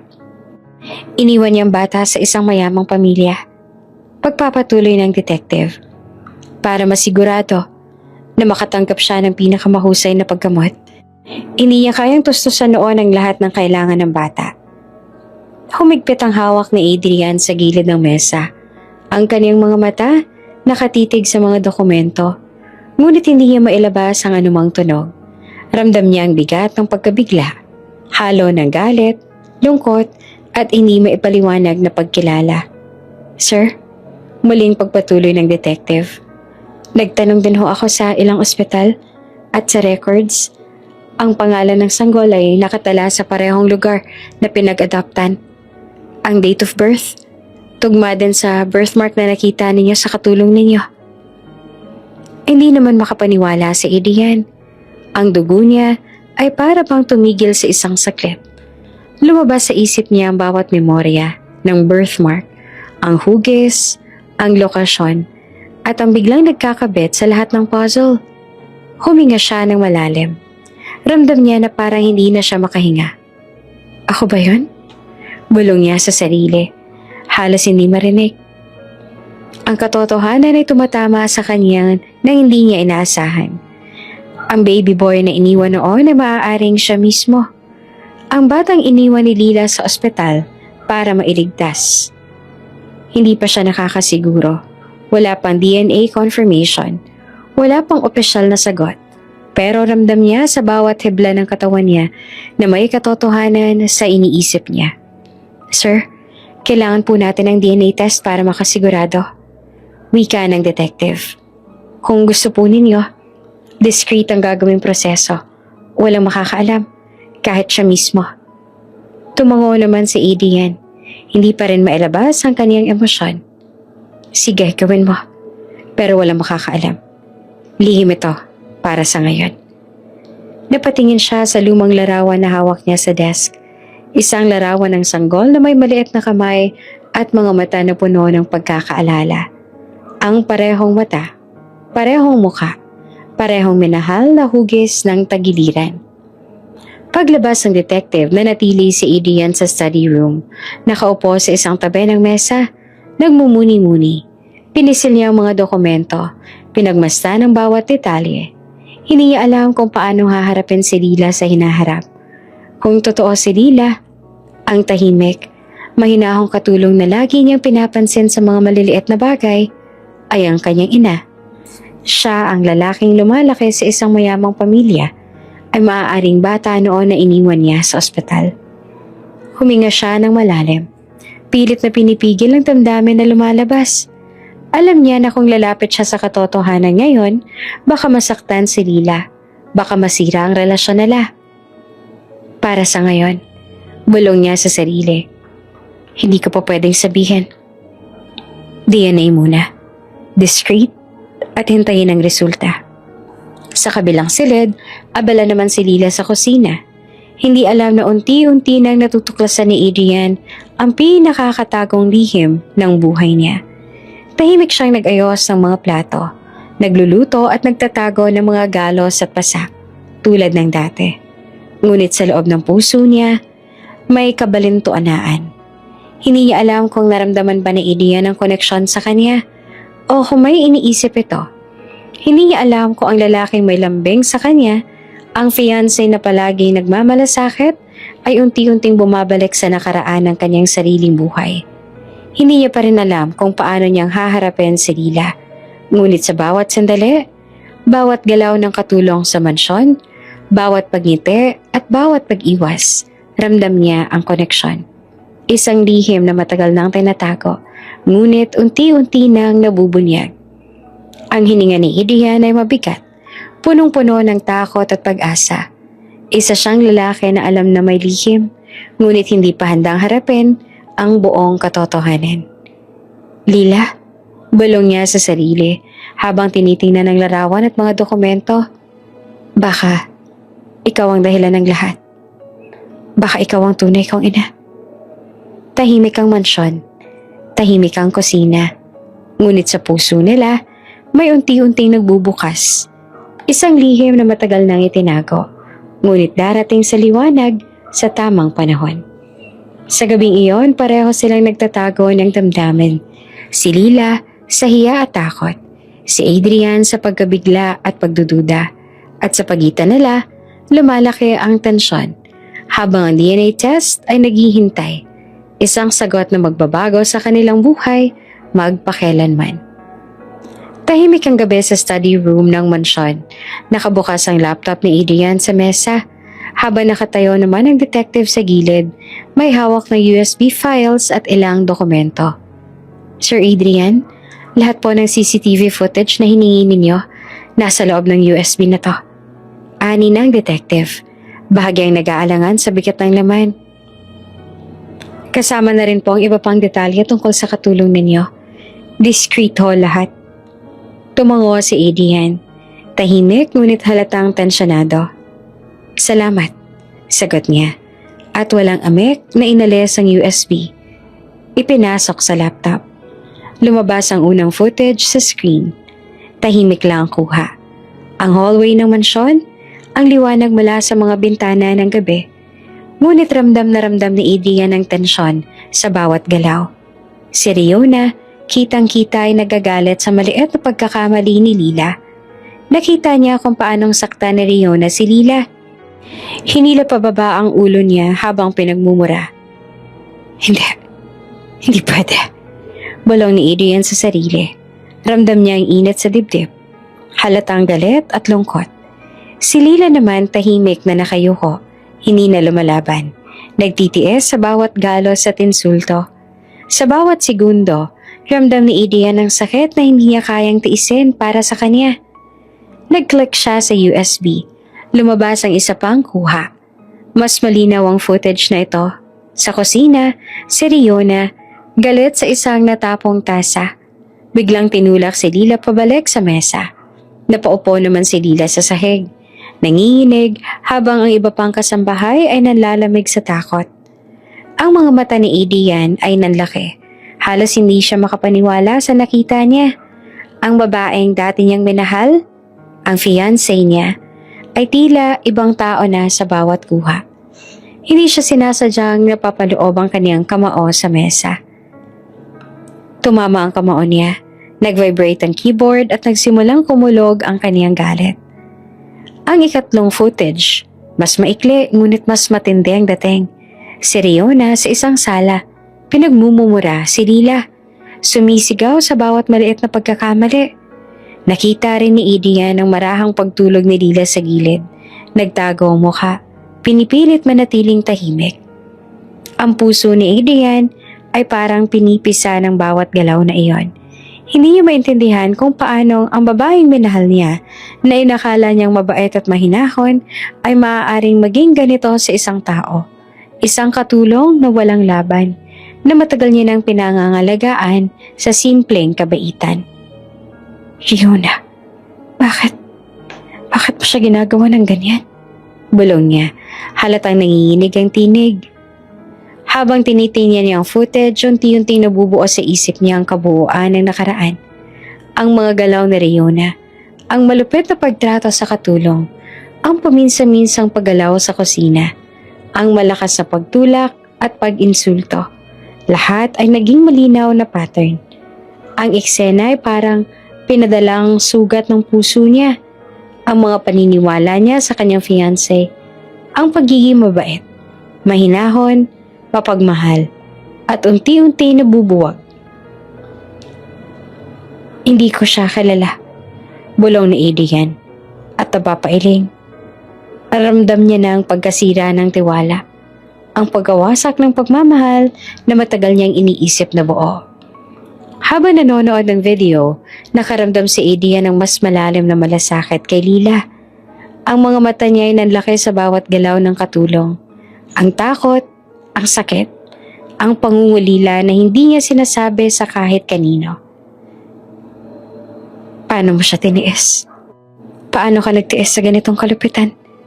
Tanong niya sa sarili, halos hindi marinig. Ang bawat footage ay nagpapaalala sa kanya ng galang, respeto at pagmamalasakit na pinapakita ni Lila sa kabila ng lahat. Ramdam niya ang kaba at lungkot. Ang puso niya dati may mapagmahal kay Riona, unti-unti nang napupuno ng galit at kalituhan. Pagkatapos mapanood ang huling video, dahan-dahan niyang pinatay ang laptop. Tumayo siya, naglakad sa malawak na study room at hinigop ang kanyang mukha. Napapikit siya, nag-iisip ng mabuti. Hindi ko pwedeng balikan yan. Hindi ko pwedeng mahalin yon. Bulong niya. Ang pagmamahal niya sa fiancé ay unti-unting naglalaho. Pumapalit sa gitna ay takot na ginawa nito kay Lila. Ang damdamin niya kay Lila sa kabilang banda ay lumalakas. Ang respeto at pagkalinga ay naging mas malalim. Hindi lamang dahil sa mga nagawa ni Lila, kundi dahil sa katatagan at kababaang loob nito sa kabila ng kalupitan. Tahimik ang mansyon sa gabi. Sa loob ng study room nakatayo si Adrian. Hawak ang kamao sa mesa. Iniisip ang lahat.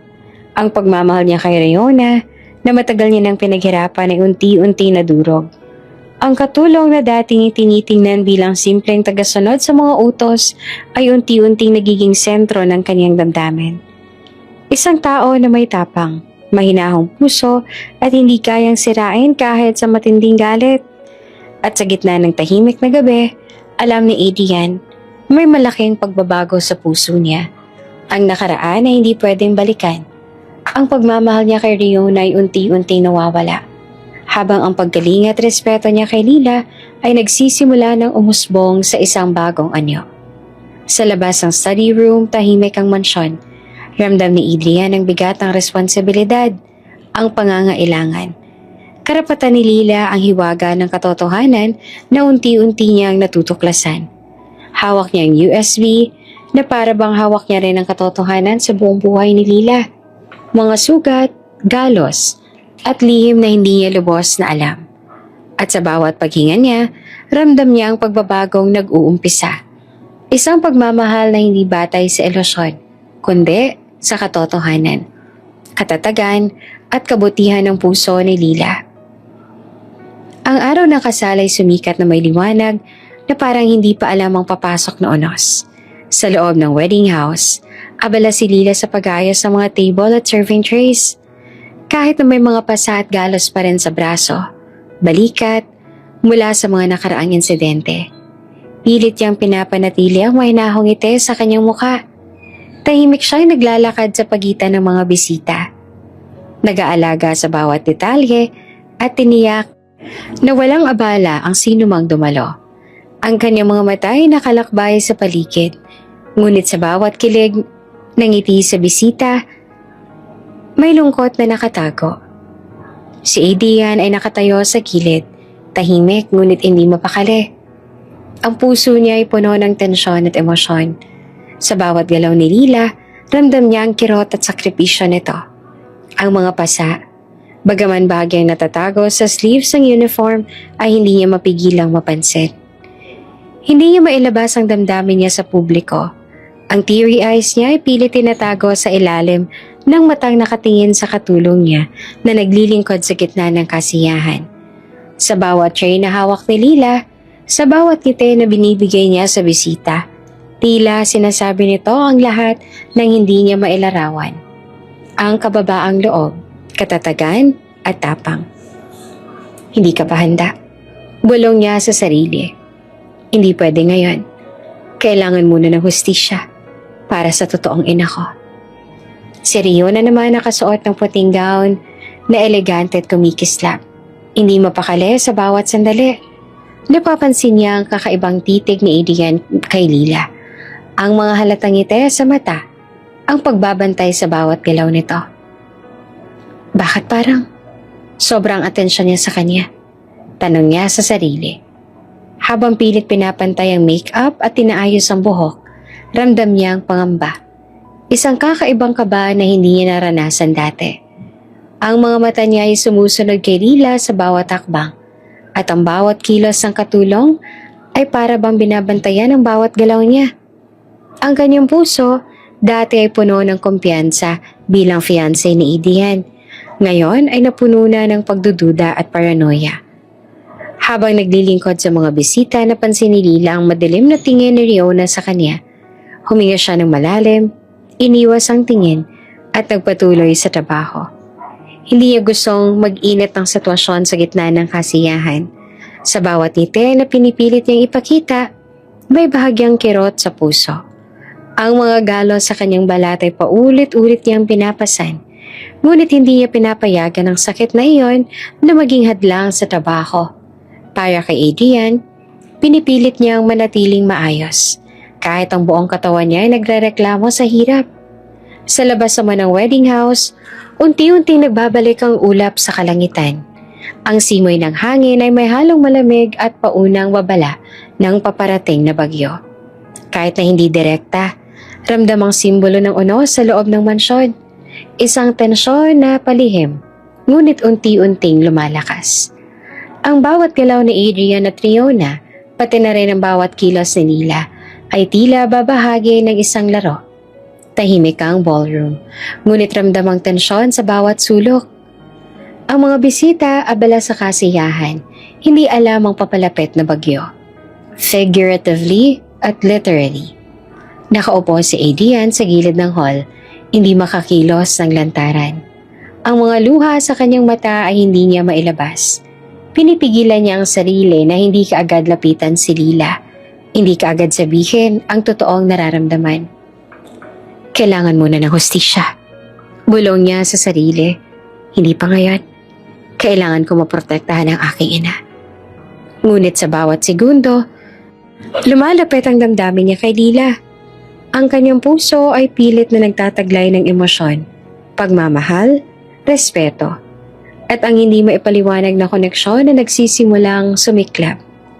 Si Riona ay naglalakad sa gilid, halatang natataranta. Ang kanyang mga mata ay sumusunod kay Lila at ang bawat pagkilos ng katulong ay parang nagbabadya ng panganib sa kanyang relasyon kay Adrian. Hindi niya alam na sa likod ng tahimik na ngiti ni Lila may lihim na unti-unting nabubunyag. Ang video sa CCTV, ang mga adoption papers, at ang mga galos na pasa na dati tinatakpan ng simpleng pagpipigil ng luha. Lahat ay nagiging dahilan upang unti-unti ring lumitaw ang katotohanan sa harap ni Adrian.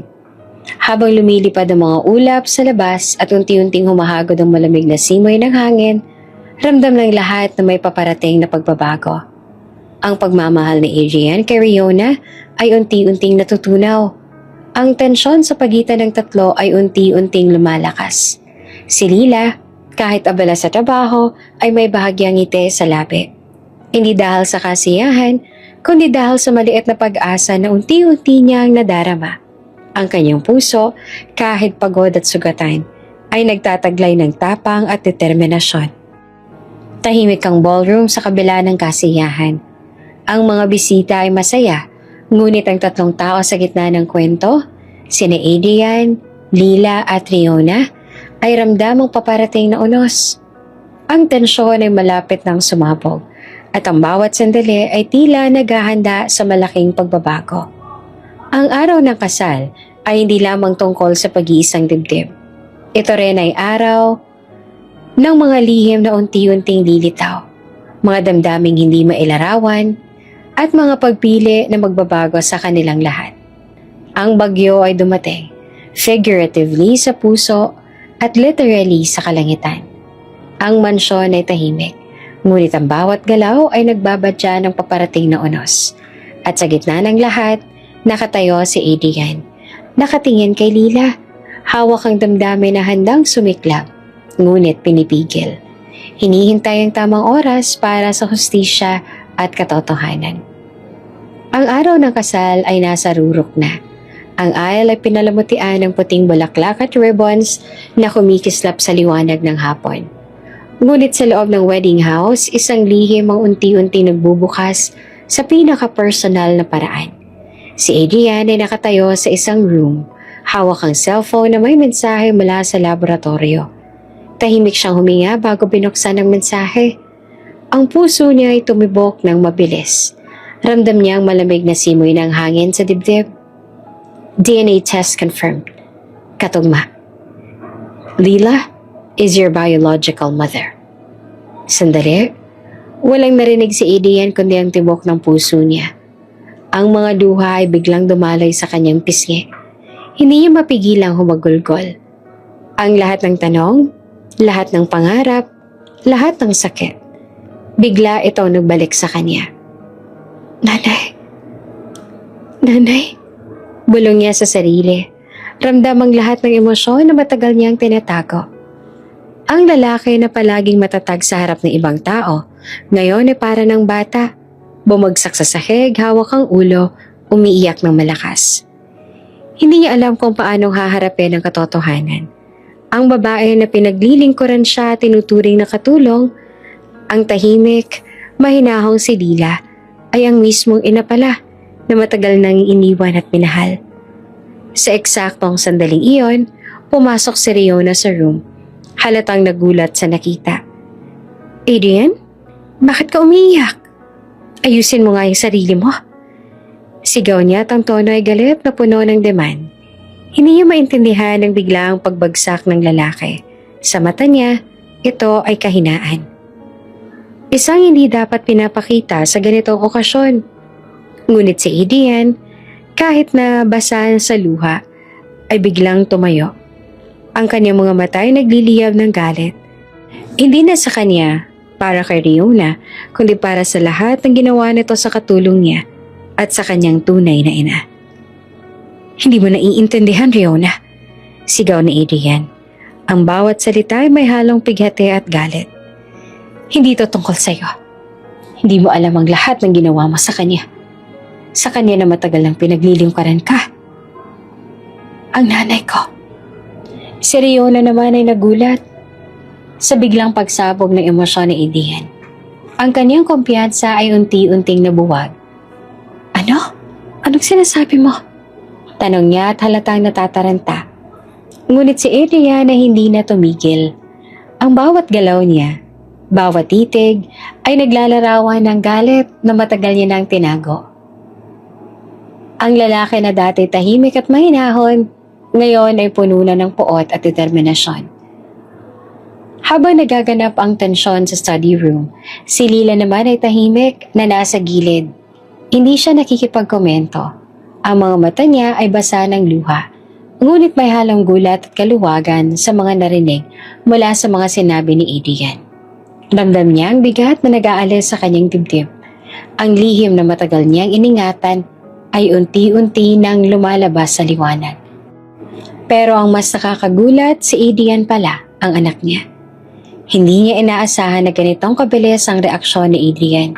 Ngunit ramdam niya ang proteksyon at pagmamahal na matagal niyang hinintay mula sa anak na iniwan niya. Manang Lila, nanay, bulong ni Adrian at pilit hinahawakan ng balikat ng katulong. Ang kaniyang mga luha ay hindi pa rin humihinto. Hindi ko alam kung paano ko haharapin ang lahat ng oras na lumipas. Ang lahat ng sakit. Pero ngayon, handa na ako. Si Lila sa kabila ng galos at sakit sa katawan ay ngumiti ng mahinahon. Ang kanyang puso ay puno ng halo-halong emosyon. Pag-iyak, gulat at unti-unting kaluwagan. Si Riona ay nakatayo sa gilid. Ang galit ay unti-unting naglaho at pinalitan ng pagkabigla. Hindi niya mawari ang nangyayari. Ang lalaki na inaakalang matalik niya ang kaibigan, ang fiancé na dapat ay nakatingin sa kanya, ay ngayon nakatuon na kay Lila. Ang katulong na tahimik, na sa isang iglap ay naging sentro ng kanyang galit at pagkabigla. Paano nangyari to? Bulong niya na halatang hindi makapaniwala. Ngunit hindi niya na kailangan pa ng sagot. Ang mga mata ni Adrian ay nagsasalita. Isang titig ng galit, determinasyon at pagmamahal na hindi niya maaaring kontrahen. Ang study room ay tahimik ng muli. Maliban sa mahinang pag-iyak ni Adrian, hawak niya ang kamay ni Lila. Ramdam ang init at tibay ng pagkakakilanlan nila. Ang oras ay tila huminto sandali. Isang moment na puno ng emosyon at pagbabago. Si Riona naman ay nananatili nakatayo sa gilid. Ang dating kontrol sa sitwasyon ay naglaho. Ang lalaki na dati niyang fiancé, ngayon ay nakatuon sa isa pang tao. At alam niya na hindi na siya makakahadlang. Si Adrian ay huminga naman ng malalim, inaayos ang sarili at tumayo ng matatag. Ang galit sa kanyang mga mata ay malinaw. Hindi na sa kanya para kay Riona kundi para sa katarungan sa kanyang ina. Si Lila naman ay napatingin sa kanya, mahinahon ngunit puno ng emosyon. Ang mga sugat at galos ay paalala ng lahat ng tiniis niya. Ngunit ngayon, sa sandaling iyon, ramdam niya ng proteksyon, pagmamahal, pagkilala mula sa anak na matagal niyang iniwan. Sa labas ng study room, ang Ayla ay naghihintay. Ngunit bago makalakad si Riona, bago magsimula ang seremonya, ang katotohanan ay lumitaw. Sa isang bagong kapangyarihan ng damdamin, galit at pagmamahal. At sa sandaling iyon, si Adrian ay handa na. Hindi para kay Riona, kundi para sa ina niyang si Lila. Dahan-dahang lumapit si Adrian kay Lila. Ang bawat takbang ay puno ng pangangalaga at pagmamalasakit. Nanay, hawak ang kamay niya ay ramdam ang takot at pagod ng katulong. Si Lila, sa lakas ng emosyon, ay hindi na nakayanan ng bigat. Bumagsak siya sa sahig. Umiiyak ng walang tigil. Ang mga luha ay dumadaloy kasama ang mga hibla ng galos at sugat sa braso at balikat. Pinamigay kita kasi wala akong pera na pambuhay sa'yo, anak. Umiiyak niyang sambit. Ang tinig nito ay puno ng pagsisisi at sakit. Pasensya ka na, anak. Patawarin mo ako. Hindi naman nagdalawang isip si Adrian. Hinawakan niya si Lila, niyakap ng mahigpit. Ramdam ang bawat galos at galit na naipon sa katawan ng kanyang ina. Wala kang kasalanan, ma. Bulong niya sa kanya. Ang tinig ay puno ng katiyakan at pagmamahal.